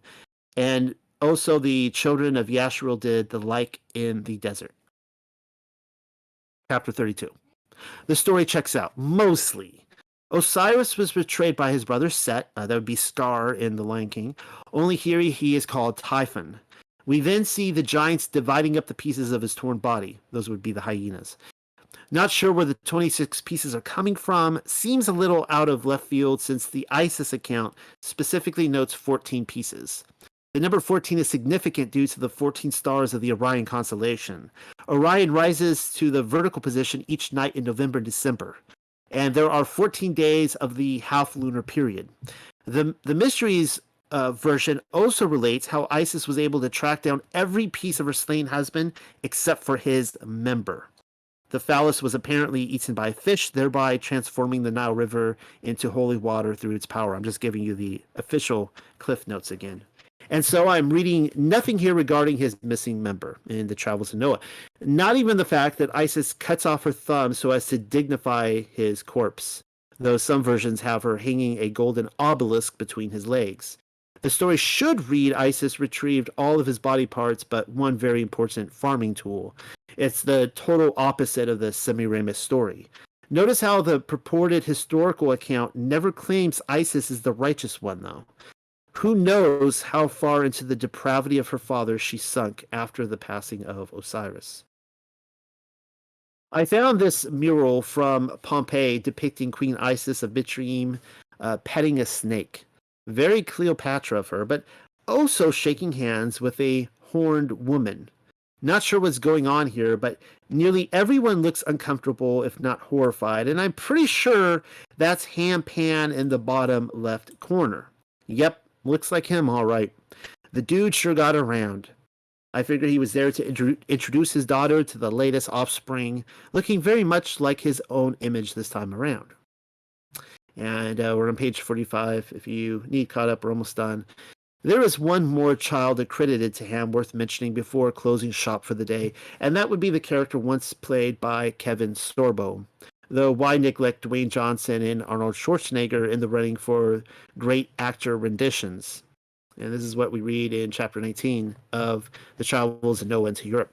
Having thus touched the death of this good patriarch Noah, so Noah is dead at this point, it shall not be now impertinent something to remember and speak of the wicked and abominable life of his son Ham, which altogether of itself it be worthless of any recapitulation or recital, yet to descend to the line all genealogy of the Libyan Hercules the Great. It cannot be well omitted, from which Hercules, Dardanus, the first founder and erector of Troy, descended and came.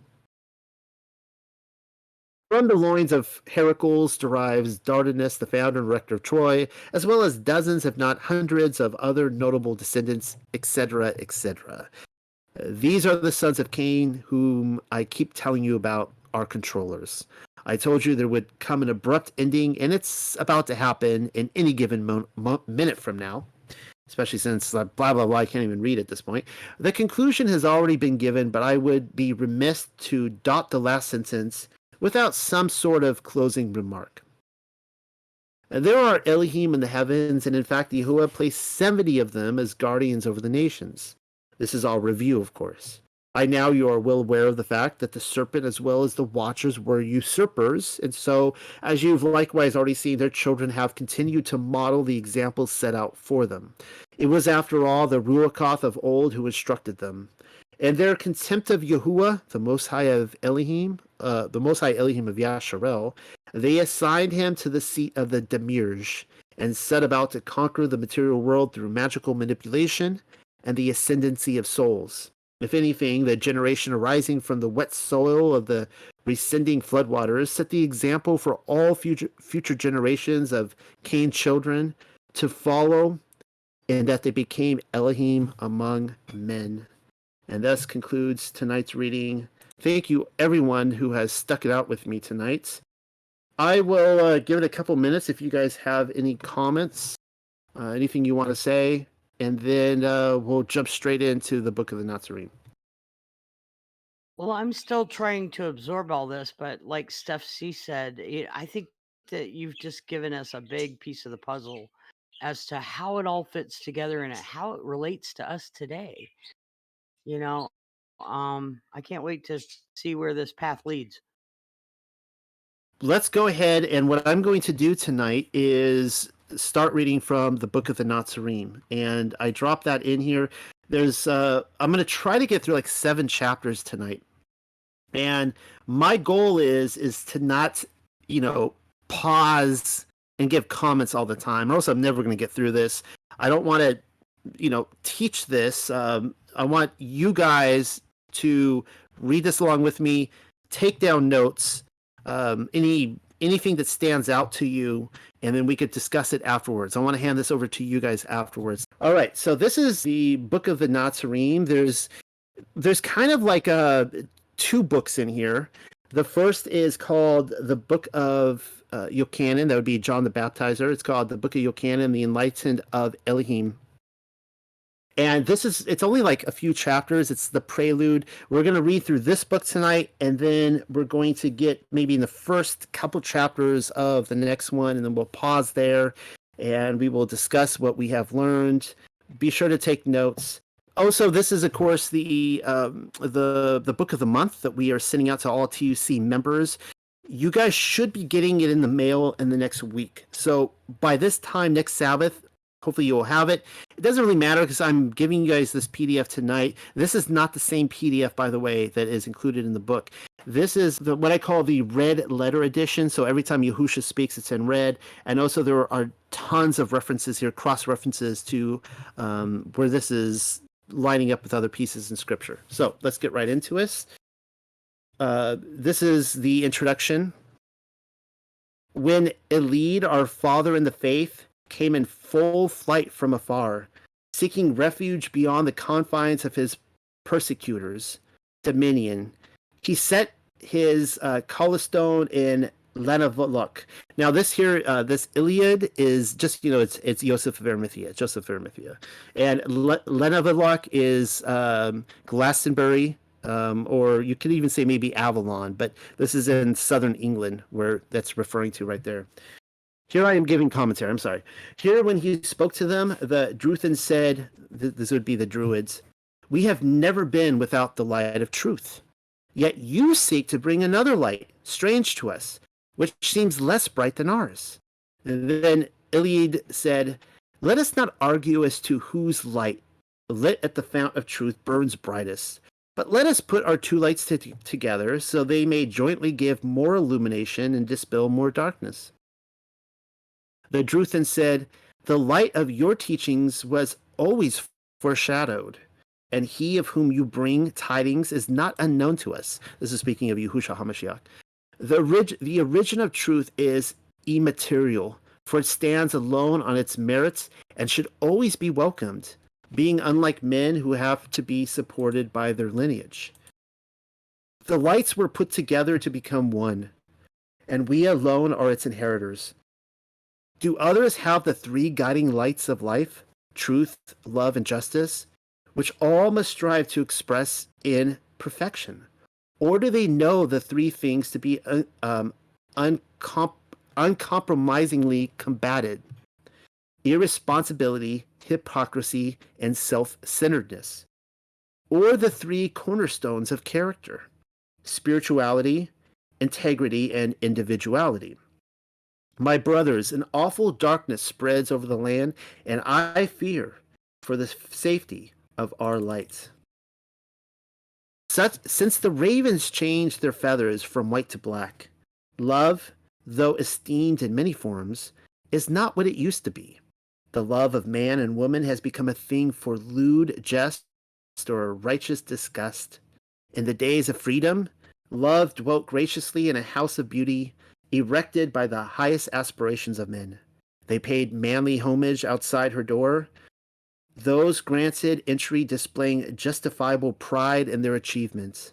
Now men batter down the door while under the whiplash of lust, polluting the purity within, and call it freedom. Once love stood on a sunlit hilltop, clothed in modesty and decorum, but now the climb is too difficult for spiritually weakened bodies.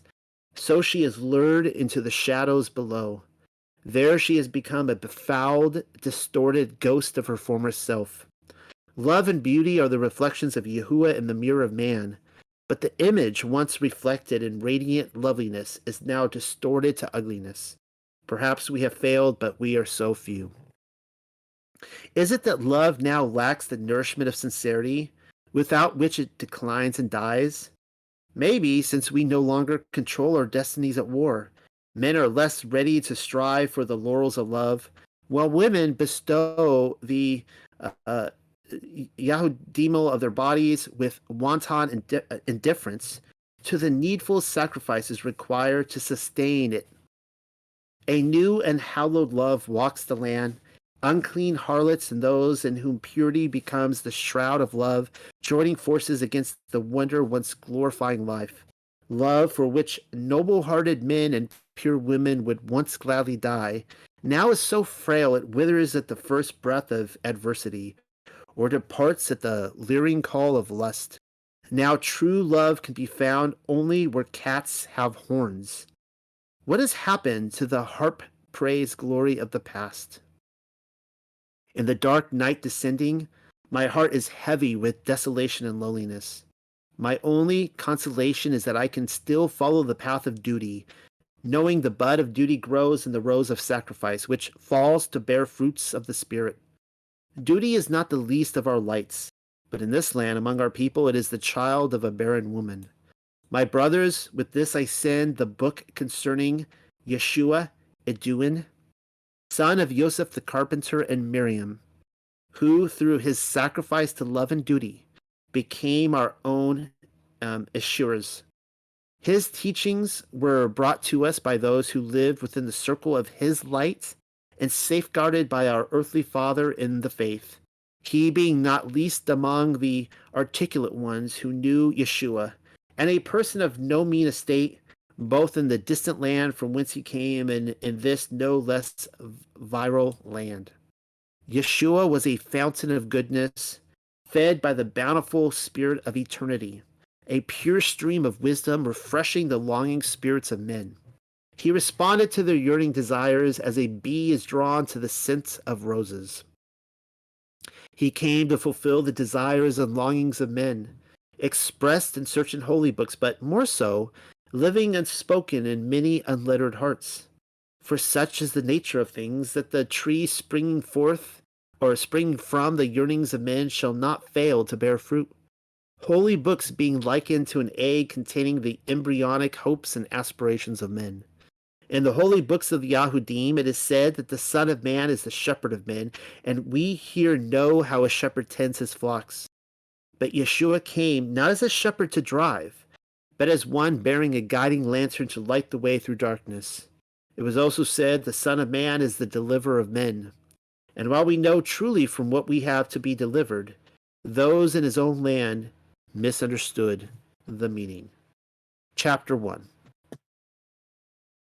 These are the things written in his book concerning Yochanan, John the Baptist, of the wilderness, which was brought to these shores by Aristolas. Now, the person who wrote this document, and I will remind you, this is not the same document that Adam Fink of Peril of the Vineyard put together, wrote here that this is Aristolas is the same as Joseph of Arimathea, and I'm not so sure about that.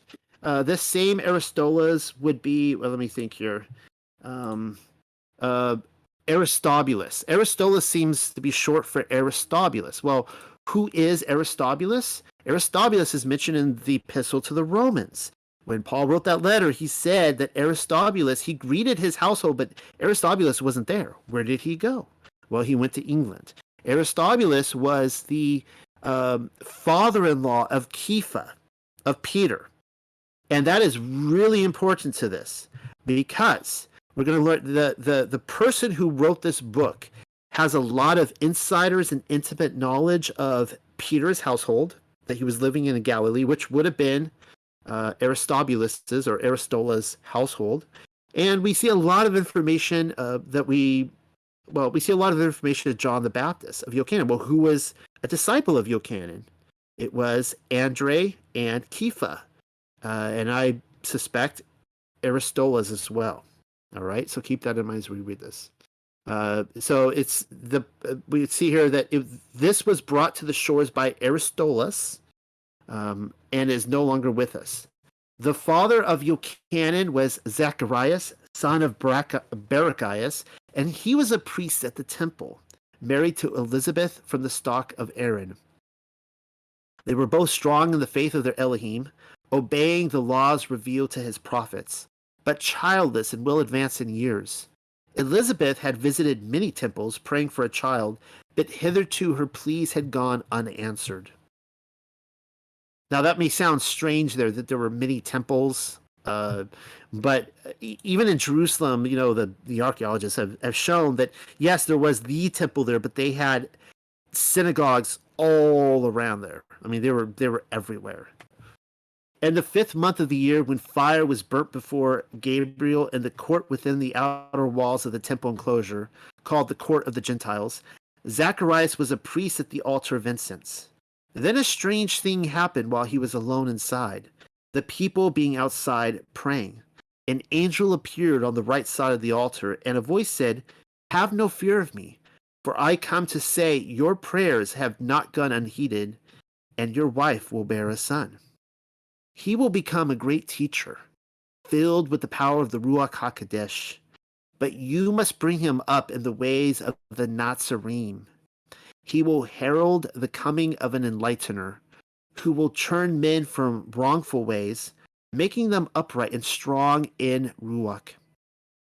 Zacharias listened, too frightened to speak, but thought, how can this be when we are both weighed down with years? The angel said, he will save many from the effects of ignorance, leading men back to the fold of Elohim, whom he will serve with the Ruach and power which was once Eliyahu's, Elijah's. He will turn the hearts of fathers towards the welfare of their children, and those who have fallen away from their teachings of their fathers towards the wisdom of the Torah. He will go before the people like a brazier bearer before a caravan, like a prophet of old, ready to make ready a people purified and dedicated to the Most High Elohim. When Elizabeth knew she was with child, she went to the temple and gave thanks to the Elohim who had caused her to conceive, dedicating the child to him, according to the custom. Thus it had been with Samuel, who was given back to his father for service in the sanctuary. Now when her time came, the wife of Zacharias gave birth to a son, and there was no midwife to bring him into the world, neither was a birth bill made for him. Though all others wished him to be called after the kindred of his father, Elizabeth said he should be called after hers, and he was named Yochanan. At the time of circumcision, when many people were standing about, that would be the 8th day, Zacharias became filled with the inflowing of the Ruach HaKodesh, and, under its influence, spoke as follows. Blessed be the Elohim of our people, who has given them the means of their redemption. He has brought forth a spring of salvation for us, fulfilling the words spoken by the mouths of his inspired prophets, which have been since the beginning, that we should be delivered from the hands of our enemies and saved from those who hate us. The child of my body shall go before the people, proclaiming the way of Yah, and giving knowledge of salvation for his people, with the remission of their misdeeds through repentance and reparation. Like the light of the sun on high, he has descended to give light to those who sit in darkness. He will console them in the shadow of death and guide the feet of men into the ways of shalom. As it is written in the books of the temple, hear the voices cry out of Levi and Yehuda, never turning away, for from their loins shall come the chastening rod of the highest Elohim. He will raise up from Levi a priest above all other priests, and from Yehuda someone greater than a king who will deliver my people. The people, hearing these and many other things, were amazed and stored them up in their hearts, saying one to the other, this is no ordinary child, and surely he will grow up to be an unusual man. Therefore, let us watch and wait for some interesting developments. Among those who heard was one with an unbridled tongue, who spread the word of these things abroad. And between the ears and mouths of many people, the events became magnified in such a way as to cause concern in high places. When the Herod, who was king, heard these things, he deliberated with the council, for all waited the coming of the Mashiach, anointed by Yah. But the learned priests said this could not be he whom they waited. For, said they, it was not possible that one with his blood could be either the Mashiach or the deliverer. Such would be an abomination. Then Herod said, that may be, but let us bring the child into our own fold, for if perchance he be the Mashiach, it is well for him to be raised among us. But if it be otherwise, no harm is done. And in days such as these, it is well to be prudent. Now, word of these intentions was sped out by a maidservant, passing through the ears of slaves to the kindred of Elizabeth, who hastened to warn her. They said, this is a day of woe, for men come from Herod to take away your child and offer him up as a sacrifice. Elizabeth, in fear for her child, gathered him up, saying to a manservant, take all that can be carried and meet us at such a place. And then she went to Zacharias. Elizabeth found him at his place in the temple and said, "Come, my husband, let us flee quickly with the babe, for here he is in danger. Tarry for nothing. Unless we make haste, our little one will be lost to us, he who is the treasure of our life and the hope of our people." Zacharias said, "How can I leave my post in the temple to go into a strange land where perchance people will have no knowledge of Yah?" Then Elizabeth said, "Oh, my husband, if you will not come, tell me what I must do to save my baby. I cannot waste time here when men come to put him to death." He answered her, "Flee to the wilderness of Sheba, where, by the will of Yah, you will both survive. If they come seeking to find him here, or expect to find him through me, then my blood will be shed instead of his, for it is blood they want." Then Zacharias took the babe into a place beside the altar and kissed and blessed him, saying, "My son, treasure of my later years, who gladdened my heart and made light the burden of days, now my cup of sorrow overflows. I am to be cut off from the pleasure of holding you. No longer may I feel my heart leap with gladness when I see your face. You are too young for my words to reach your understanding, and it is not my hand which will guide your feet, but go out strong in your dedication to Yah." To Elizabeth he said, "May our Elohim and the Elohim of our fathers protect you." Elizabeth said, "Dedicated priest and husband, pray for us both, that we may not be taken, and I shall be given strength to overcome the difficulties of the wilderness." Zacharias said, "He who gave us a child in our old age will not take it away from you, neither will the child perish. May the protection power or the protective power of Yah overshadow your journey." Now the men sent out by Herod were of his guard, and when they came to Zacharias and asked concerning the child, he did not lie, but said, "His mother has taken him and fled in fear into the wilderness." They who had returned to Herod and said, "The child has been taken into the wilderness by its mother.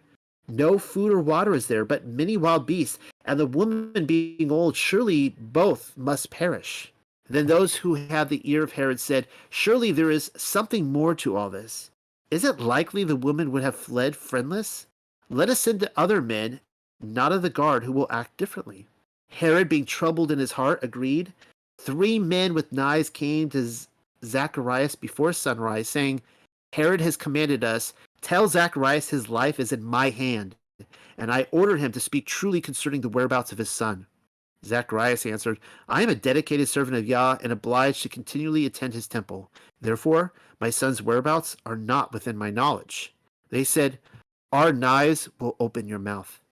But Zacharias was unafraid and replied, "If my blood be shed, Yah himself will bear witness to the deed, and innocent blood never cries out to him in vain." When Zacharias saw he spoke in vain, and no words would turn their intentions, he took refuge at the sanctuary behind the altar, his hands on the horns. But they stabbed him with knives, so he died, for they were strangers in ignorance of the Torah. When the morning hour of salutation came and the priests went out, it was seen that Zacharias failed to pay the accustomed homage, and they asked among themselves why he tarried. Then one went from them into the sanctuary of Zacharias and saw his body lying bloodied beside the altar. A voice was heard saying, "Zacharias is dead and lies in his blood, but the stains shall not be removed until the coming of one who will avenge the deed. Woe to those who shed innocent blood! Woe to those who let it remain unavenged! Woe, for one comes who will destroy the temple rites."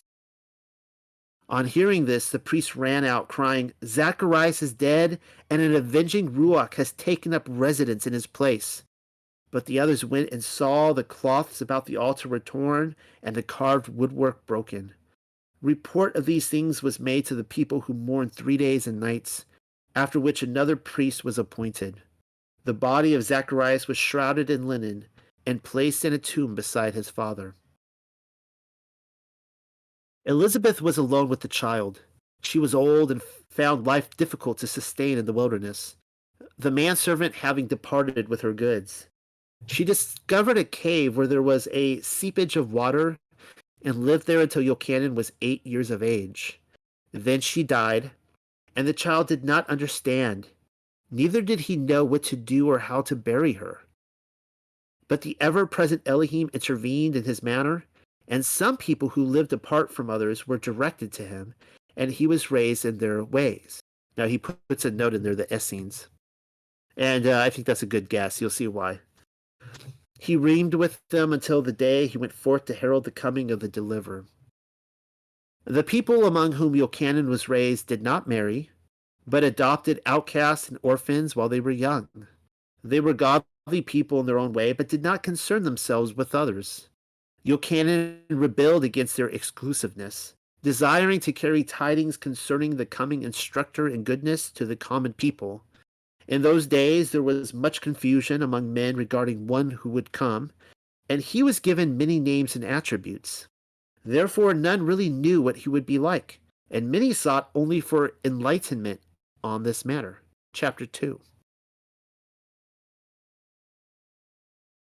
When Yochanan had grown to manhood, he reappeared in the wilderness of Bethimra, proclaiming, "Change your ways, for you have fallen to error and ignorance. Return to the teachings of the Torah, interpreting them without guile, and turn your eyes towards the new light of the coming day. For one comes who will be the promised instructor in goodness, to establish the government of Elohim." Then the people said among themselves, "Surely this is he of whom it is written, the voice of a herald will cry out from the wilderness. Make a highway for Yah. Let the swift rivers be bridged, the high mountains passed, and the rough places made smooth. For the impassable places will be crossed, and the wilderness made to flourish." Some came to Yochanan from the place of his upbringing, who said, "Withdraw from the people, for they are no concern of yours. In good time preach purification of the Ruach and suppression of passion. But meanwhile you are too inexperienced." Yochanan said, "Worthy teachers, you dress in white, proclaiming your purity, yet fear to put this to the test. Is your flesh so weak that it must be kept continually under restraint? Is the imprisoned malefactor good by his own desire or by his circumstances? Is not the world a place of temptation, so each may discover his own strength or weakness? Untested, you can know neither and must always remain in a state of doubt. The fire hidden in wood gives warmth only when released.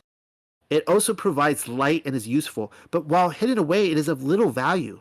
A tree left growing uncut falls and rots, serving no man. So too is it with knowledge and wisdom, for only when utilized can they have any value. Goodness is not assessed only by the things done, for the things left undone are not overlooked.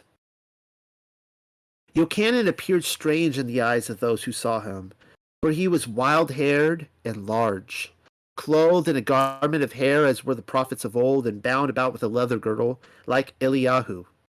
His food was locusts and bread dipped in wild honey, for he was of the Zophim, who watched for the coming of the kingdom. He came to bear witness to the light which should shine in the hearts of all men. But the Yahudim would not heed him, for he used cleansing waters, which they did not. This, he said, signified the washing away of the causes of illusion and impurities of life. He was a cleanser of minds and hearts. There were mockers, but they were afraid to come near Yochanan. Yet many listened to the message and were cleansed in the river of life, providing they were wholehearted in a desire to change their ways. Yochanan knew some were hypocrites. I love this part. And he and he held them long under the water, for he said they required a lot of purifying. He was sarcastic too. This is awesome. Few men argued with Yochanan, though it is in the nature of Yahudim to argue.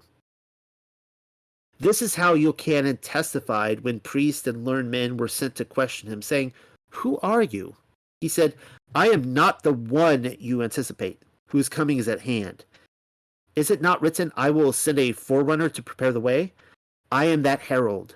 Soon the one you seek will hasten to acquire his kingdom. He will be like a refining fire, preparing you for participation. I am one who verifies the prophets of old, who said, Take heed, for the day comes which shall burn like a fire, when the self-satisfied and wrongdoers shall burn like stubble. So neither branch nor root of their wickedness shall be left. Then some who inquired of Yochanan said, "If you are not the expected one, why do you baptize?" He replied, "I teach cleansing in water as a sign of repentance for the past and rebirth into another way of life. I herald the coming of someone much greater who is now born among you. He is one whose sandal bands I am unworthy to unlace. I use water, but he will immerse men in the Ruach and cleanse them with disciplinary fire. He is the bearer of a winnowing fan and will thoroughly cleanse the threshing floor, gathering the wheat into the granary and burning the useless chaff." Then one said, "No good thing ever came out of the wilderness." But Yochanan, overhearing him, said, "Recall the days of our forefathers when the wandering in the wilderness was over, and they came to a land where there was an abundance of milk, butter, and cheese, where the sheep grew fat and corn grew plentiful, where the vine flourished and all good things for the nature and comfort of men were found. Then the people became weak in body, slothful, their minds turning to unclean things. They forsook the ways of Yah and had little respect for the teachings of the Torah. From which did they derive the most benefit? From the wilderness, or from the land overflowing with good things? Pity me not for my days in the wilderness, but pity yourselves, who have been denied man-making experiences." Yochanan said, "Woe to you who have been taken to the keeping of many slaves. For you, having robbed the man with a small plot of ground of his livelihood, are worse than the thieves. You roll your eyes upward, saying, 'Never would I steal a loaf of bread,' and condemn one who steals because of his emptiness. Your stomachs are full, but your hearts are empty of goodness. Take heed of my words, for surely if any man acts so, he brings another to wrongdoing. Even though the other be in a far distant land, he shall not be blameless in the sight of Yah. Hypocrites, you cast a piece of silver at the feet of a beggar sitting beside the temple and say, 'I have done good.' But how small the goodness compared with the wickedness done to those unseen? What of the disinherited ones, victims of your avarice? They have been driven from their homes and lie shivering in the coldness of the night, no roof protecting them from the night dampness. They huddle uncomfortably under rocks for shelter, aching stomachs denying them sleep. They rake the hard, hot ground with bony fingers and gnaw coarse roots with teeth loosened in their gums. Their mouths are dry, and sour and bitter, unsatisfying leaves become an acceptable diet. When they crave for the relief of bread, driven desperate by mouth-watering smells carried on the air, and steal some small thing, they are harried by well-fed tyrants such as the slave owners among you. Take heed of this, for it is the Torah. If a hungry man steals because of the emptiness within his stomach, the crime is not with him, but with those whose hands hold the power." Wow. Those to whom Yochanan spoke said, "Tell us not of these things, for we have rulers. We give to the poor outside the temple, but if we gave to the multitude of the poor, we would only be added to their number. Tell us about the deliverer." What you just read there was one of the themes of this whole book. Yochanan said, "From what do you expect the deliverer to save you?" They said, "It is written, he will deliver us from the hands of our enemies." Yochanan said, "He will perform no mean task, but will save you from the greatest of enemies. Tell me, which presents the most danger? Those who lay siege to a fortress from outside, or those within its gates, cunningly biding their time with concealed weapons? Surely it is the enemy within who is most to be feared." As if that's not a prediction for 70 AD. "Therefore I declare to you, the deliverer comes not to fight against the enemy clamoring outside, for the silent, unseen foe within is most to be feared." Many shook their heads and said quietly, "This man is mad." Then one among them who listened said, "If he tells of the ways of Elohim, surely those ways are strange." Yochanan, overhearing this, said, "The ant cannot understand the ways of an eagle, nor an eagle the way of a man. How much less can man understand the ways of Yah?" One standing close to Yochanan said, "If a man is ruled by two kings, which should he obey? The one who is close or the one who is far distant?" Yochanan said, If I answered you straightly, would you follow my advice? The man replied, Surely, for I am perplexed and would hear your words. Yochanan said, Obey the rule of the king closest to you, he who reigns in your heart. Wow.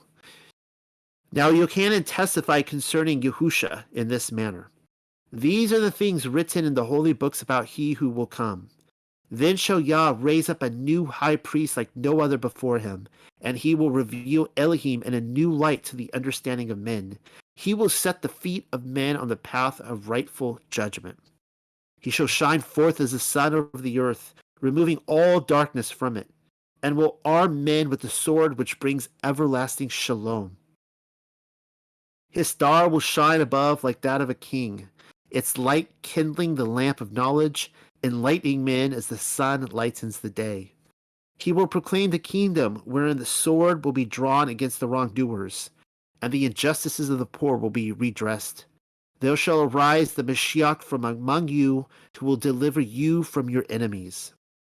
Yochanan also said, Already the axe is laid at the root of the vines. For was it not prophesied that every tree bearing sour fruit will be hewn down and burned? Therefore do not be fuel for the fire, but produce the good fruits of repentance wherein lie the seeds of your salvation. The day is not far distant when each shall be called to an accounting, some enjoying the fruits of their labor and rising into glory, while others go down into darkness and shame. There was a time when many temple worshippers came to gain rebirth through the cleansing waters, and Yochanan said to some self-righteous ones among them, Children of the viper's brood, what has caused you to seek escape from the fate in store for you? Produce deeds consistent with repentance, and console yourselves no longer by saying, We are the seed of Abraham. I say, being of the seed of Abraham serves you no better than being one of those stones. When the people said, Tell us what we should do, Yochanan replied, No man wears two coats, so let the man who has two share with the man who has none. Whoever has a store of food beyond his needs, let him do likewise. A tax gatherer asked him, What shall I do? Yochanan answered, Exact nothing above the amount fixed for collection, and never exploit the defenseless and unlearned. Some soldiers asked him what they should do. Yochanan said, Never be unnecessarily cruel or threaten to bring false charges, and make sure you always live within your earnings as soldiers. Then a captain said, What shall I do who must enforce commands? Yochanan replied, Make sure the commands are just and do not extend beyond the need of the circumstances. A man of priestly rank said to Yochanan, Why do you not offer incense and sacrifice? Yochanan answered, Such things are not fitting for the Most High Elohim, who is already full with all things and lacks nothing. Therefore honor him by giving thanks for his benefits, and let your only sacrifice be dedication to his service. A priest among the crowd said to Yochanan, Do you say the Elohim of our fathers is not a great Elohim? Yochanan replied, You know his requirements, and whether these be worthy of a great or small Elohim. Then some cried out, Pity him, for he is only a waif of the wilderness, having neither father nor mother. Yochanan answered, Have I not said, Pity me not, for the wilderness was a goodly father, making me strong and hardy. Can I not overturn the gazelle and lift a great stone? No sickness eats my body, and I can bite through a halter line. What of these people fattened at the tables of their fathers, like geese prepared for the banquet? They say, We are the light of the land, but I tell you, they are unprofitable. They are an unprofitable burden. They say, Give us white water to quench the fire in our stomachs, when every day they kindle the fire anew through their mouths. For things that pass pleasantly through the mouth often stir up strife in the belly. Yochanan was the beacon of the light, the herald of the deliverer, coming to purge the world of wrongdoing by enlightening men, showing what was right and what was wrong. For though men had the light of the Torah, many sought only dimly or with distortion, while many interpreted the Torah to make it accord with their convenience. The true deliverer was one who would deliver men from themselves, exposing their weaknesses, failings, and hypocrisies, only that they might benefit, the purpose and intent being wholly good. Glory to the supreme Elohim reigning in the heavens above all. May peace and plenty fill the earth and goodwill extend to all creation. May suffering, turmoil, and disaster quickly serve their purpose through the cooperation and understanding of man, so they may pass away as things no longer necessary for his upbringing. Blessed be those who preserve these words, and may those who alter them suffer for what they do. The world is glorified through men whose lives are governed by dedication and duty, who completely devote themselves to carrying out the purpose ordained by Yah, using earthly conditions to this end. The desires and longings of the heart, the hopes and aspirations of men, will never go unfulfilled or be ignored by Elohim, while men are willing to rise to greatness through selfless sacrifices and devotion to duty. The highest duty to which anyone can be called is service and suffering in the cause of Yah. So I'm going to pause the recording right there, and that was actually the kind of the prologue to the book, the first, really the first 2 chapters, and then I read an introduction before that. And hopefully you guys were kind of taking down mental notes, and I'm going to hand it over to you guys. What did you guys think about this? I mean, the first time I read that, I was just blown away. That was an incredible read. Hope you guys enjoy that. Give me your thoughts. Yeah, I think it's in perfect harmony with the actual, the word. Um, I don't see any contradictions, any reason why anyone should throw this book out. And it sounds fantastic, and like I said, it's perfectly harmonious with the word. Yeah, I love the one of the big emphasis here. I told you that one of the themes of the book was when the people were complaining about the poor people. Yochanan was saying, look, if somebody is starving and they steal something, I thought this was a brilliant interpretation of Torah. He's like, they're like trying to get a bite to eat, and you catch them stealing and you punish them. The fault isn't with them. It's with you. It is with you and your rulers. You're to blame for why they don't have food. And then the people, look how they respond. They're like, well, if we give all our money to the poor, then we're going to be poor like them. And it's like, what, you want me to sympathize with that? I mean, we're going to see that later on in the book when Yahusha is talking, and this guy comes up and he says, but if he's like, I give my money to feed the poor, but there's too many poor people, and I don't want to give all my money up. And he's like, well, if you want to inherit the kingdom, you should give all your money up, and because you obviously are not responsible with your money. Now, keep in mind that this book, what we're going to read, it does not chastise people with money. Yahusha is not against rich people. He's like, great, awesome. Now use that for the glory of Yah. Like, give it to feed people, to clothe people. That is why you have money. And so what I love here is where Yochanan the Baptist, he's flipping it on its head. He's preparing the way in the wilderness for the coming Messiah. And they all have this idea that the Messiah is going to come, and the people, like the temple controllers and stuff, he's going to put them in a seat of honor, and he's going to overthrow the Romans, and he's going to overthrow, they're going to be this great nation, and everyone's going to come and respect them. And he's like, no, that's not why Messiah is coming. He's coming to save you from yourself. And, obviously, if somebody doesn't feel that they need to be saved from themselves, they're they're going to reject that Messiah. So, any other thoughts? I liked where he said, "Obey the king that's nearest to you, the one that's inside of you." Yes, that was.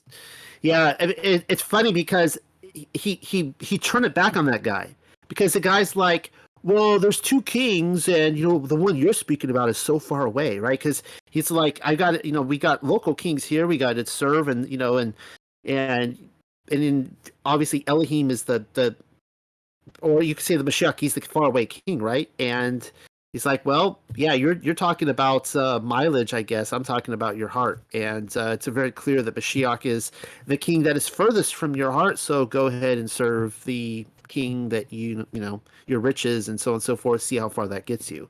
I like how he called them that they were the fats and geese at the feast. You know, I've often wondered, from my understanding, you weren't considered to be a man till you were right at 30 years old, and that's approximately the time when Yeshua actually began his service and teaching. Now, John was approximately 9 months older than Yeshua, so my thinking is that he probably only taught and paved the way for approximately 9 months to a year before the Messiah was baptized, and then he took over.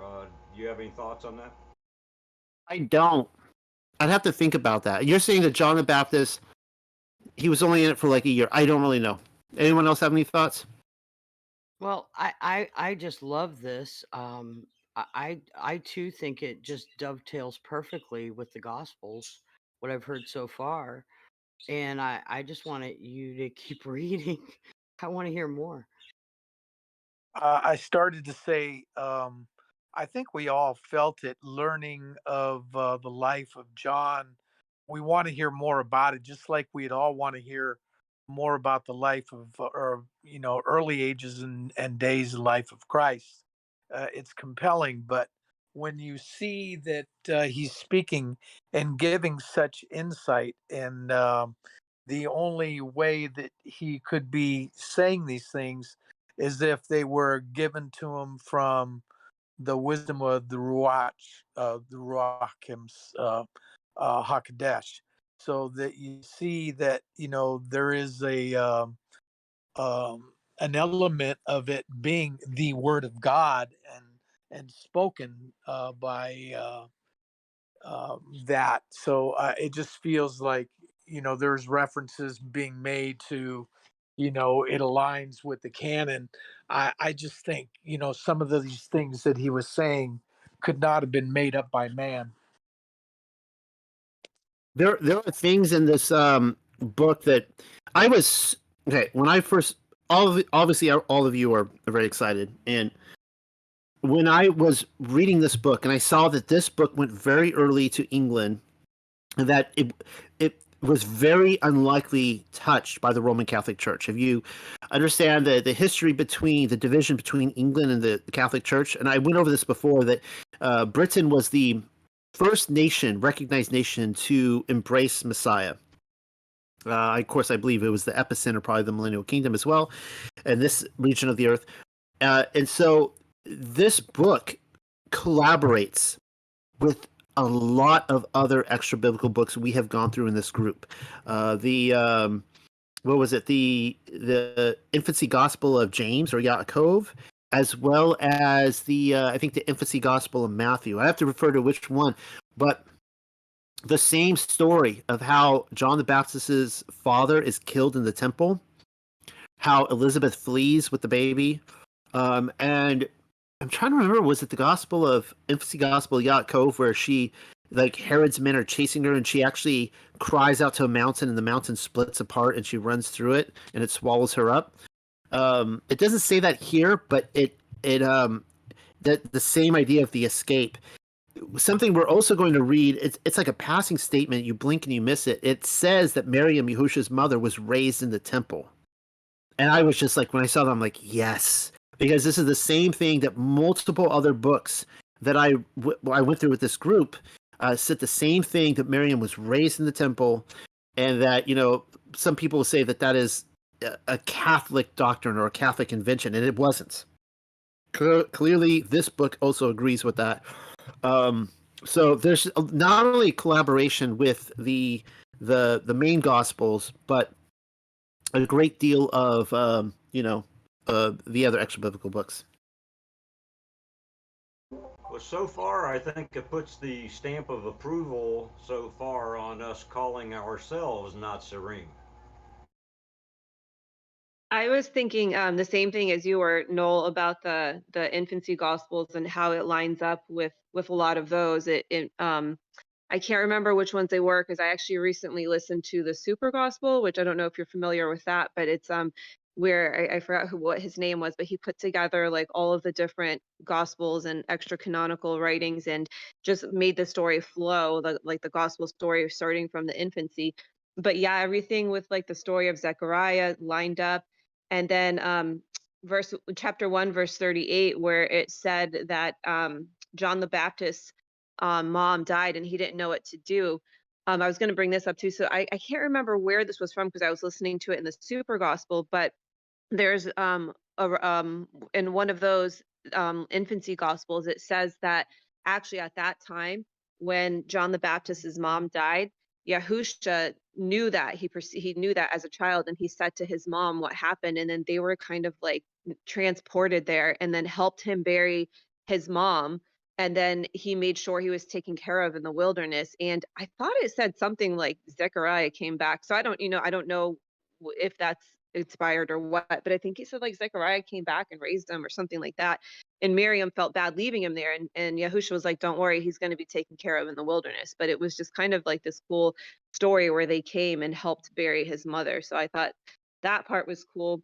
A lot of here too, what John the Baptist was saying just cuts straight to your heart, like chapter 2, verse 15, where he said, pity me not for being raised in the wilderness, like pity yourselves. And being here in America, I think that cuts straight to the heart because we're, even if those that are not well off, we're still more well off than other people in other parts of the world. And so that's kind of brings conviction. And then I had a question. So I've been listening to the Gospel of Kaledi, which I thought was part of the writings of the Natsarim, which goes along with that same kind of the same theme there about giving to the poor, and it's not it's not really giving unless you're sacrificing, and that's been the same thing, and it's just very convicting. But does that, like, how do all these writings fit together? Are they different gospel stories, or does it flow in chronological order? Do you know, Noel? So, before I answer that question, what you said about the Yochanan, the baptizer, his mother Elizabeth dying, and then somebody came and helped bury, and then you said you read that in the Super Gospel that it was Yahusha and Miriam. I have never heard that connection before. I now that has my interest. Okay, where is he sourcing that information in the Super Gospel? I can't say because I've read a lot of books and I don't know what. So that is something I'm going to be looking out for now. And okay, I'll try to find it and plug it in for you if you want. I'll try to look that up. yeah, I would love to because then I would want to know more about that book. It's like if they're getting this kind of information that is accurate with this one, what else does the book say? So, okay, so what you mentioned, the Gospel of Kaledi, we're basically reading the same thing. Okay, so this is the book of the Natsarim is the Gospel of Kaledi, and the Gospel of Kaledi, it's kind of attached to the Colburn Bible, and it's a lot of different books in there. There's also the Book of Britain, which has more to say on Yahusha HaMashiach and Joseph of Arimathea, who went over to England, and so it's okay. So here's what I think is happening. Let me look this up again, just so I quote him correctly. So it says in this book that these are the things written in the book concerning Yochanan of the wilderness, right? So we just read through basically the book of John the Baptist, if that's what you want to call it, which was brought to these shores by Aristobulus. Now, the person who put this PDF together felt that was referring to Joseph of Arimathea, and I disagree. Aristobulus is short for Aristobulus. All right, most likely. Aristobulus, as I mentioned, was the father-in-law of Kepha, and who Kepha was staying with in his house. That was Aristobulus's wife, was the one who was sick, who Yahusha healed. And there is we know that Aristobulus went to England. And he would have been there with Joseph of Arimathea.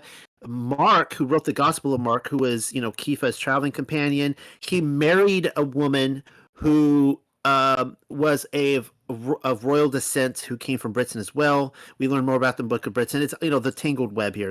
And all right, so Aristobulus, he goes to England, Britain. Joseph of Arimathea goes to Britain, and Philip goes to Britain. Now, this book, the Book of the Natsarim, as we go through it, it slides so nicely up to the Gospel of Philip. I don't like the term. I don't like the word the Gospel of Philip. I think it should be the Epistle of Philip because it reads like an epistle. But as we go through this book and we learn about like the marriage of Ruakoth, which is a big theme in this book, the marriage is a big theme in this book. And it works in the same way if you line up the Gospel of John with the Epistle of First John. You line those up side by side, and it's almost like First John is commentary on John. They work together so well. Like clearly, it was the same author of First John, and Second and Third John, I believe, was a different John. That's a whole different thing. So, it's very possible that Philip wrote this book. Some people think Joseph of Arimathea. I don't think Joseph of Arimathea wrote this book. I think it was either Philip or Aristobulus, and that the same author was probably the author of the Epistle of Philip. Hopefully that helps. So when you get into the Colburn Bible or the Colburn, the Gospel of Collidy, there's also in there the Book of Britain, which has some interesting further information on Yahushua HaMashiach in there, and how Joseph of Arimathea arrived on the shores of Britain, and he confronted the Druidic people. You saw a little bit of that I put in there in the introduction, where he's confronting the Druidic people, and they're like, the Druids are like, you claim you have this light that you want to show us, but we're already living according to a light. And what do you have to offer? And then he tells them, and he's like, oh wow, what you have to say, actually we've been looking for that our religion has been looking for what you have been what have brought to us.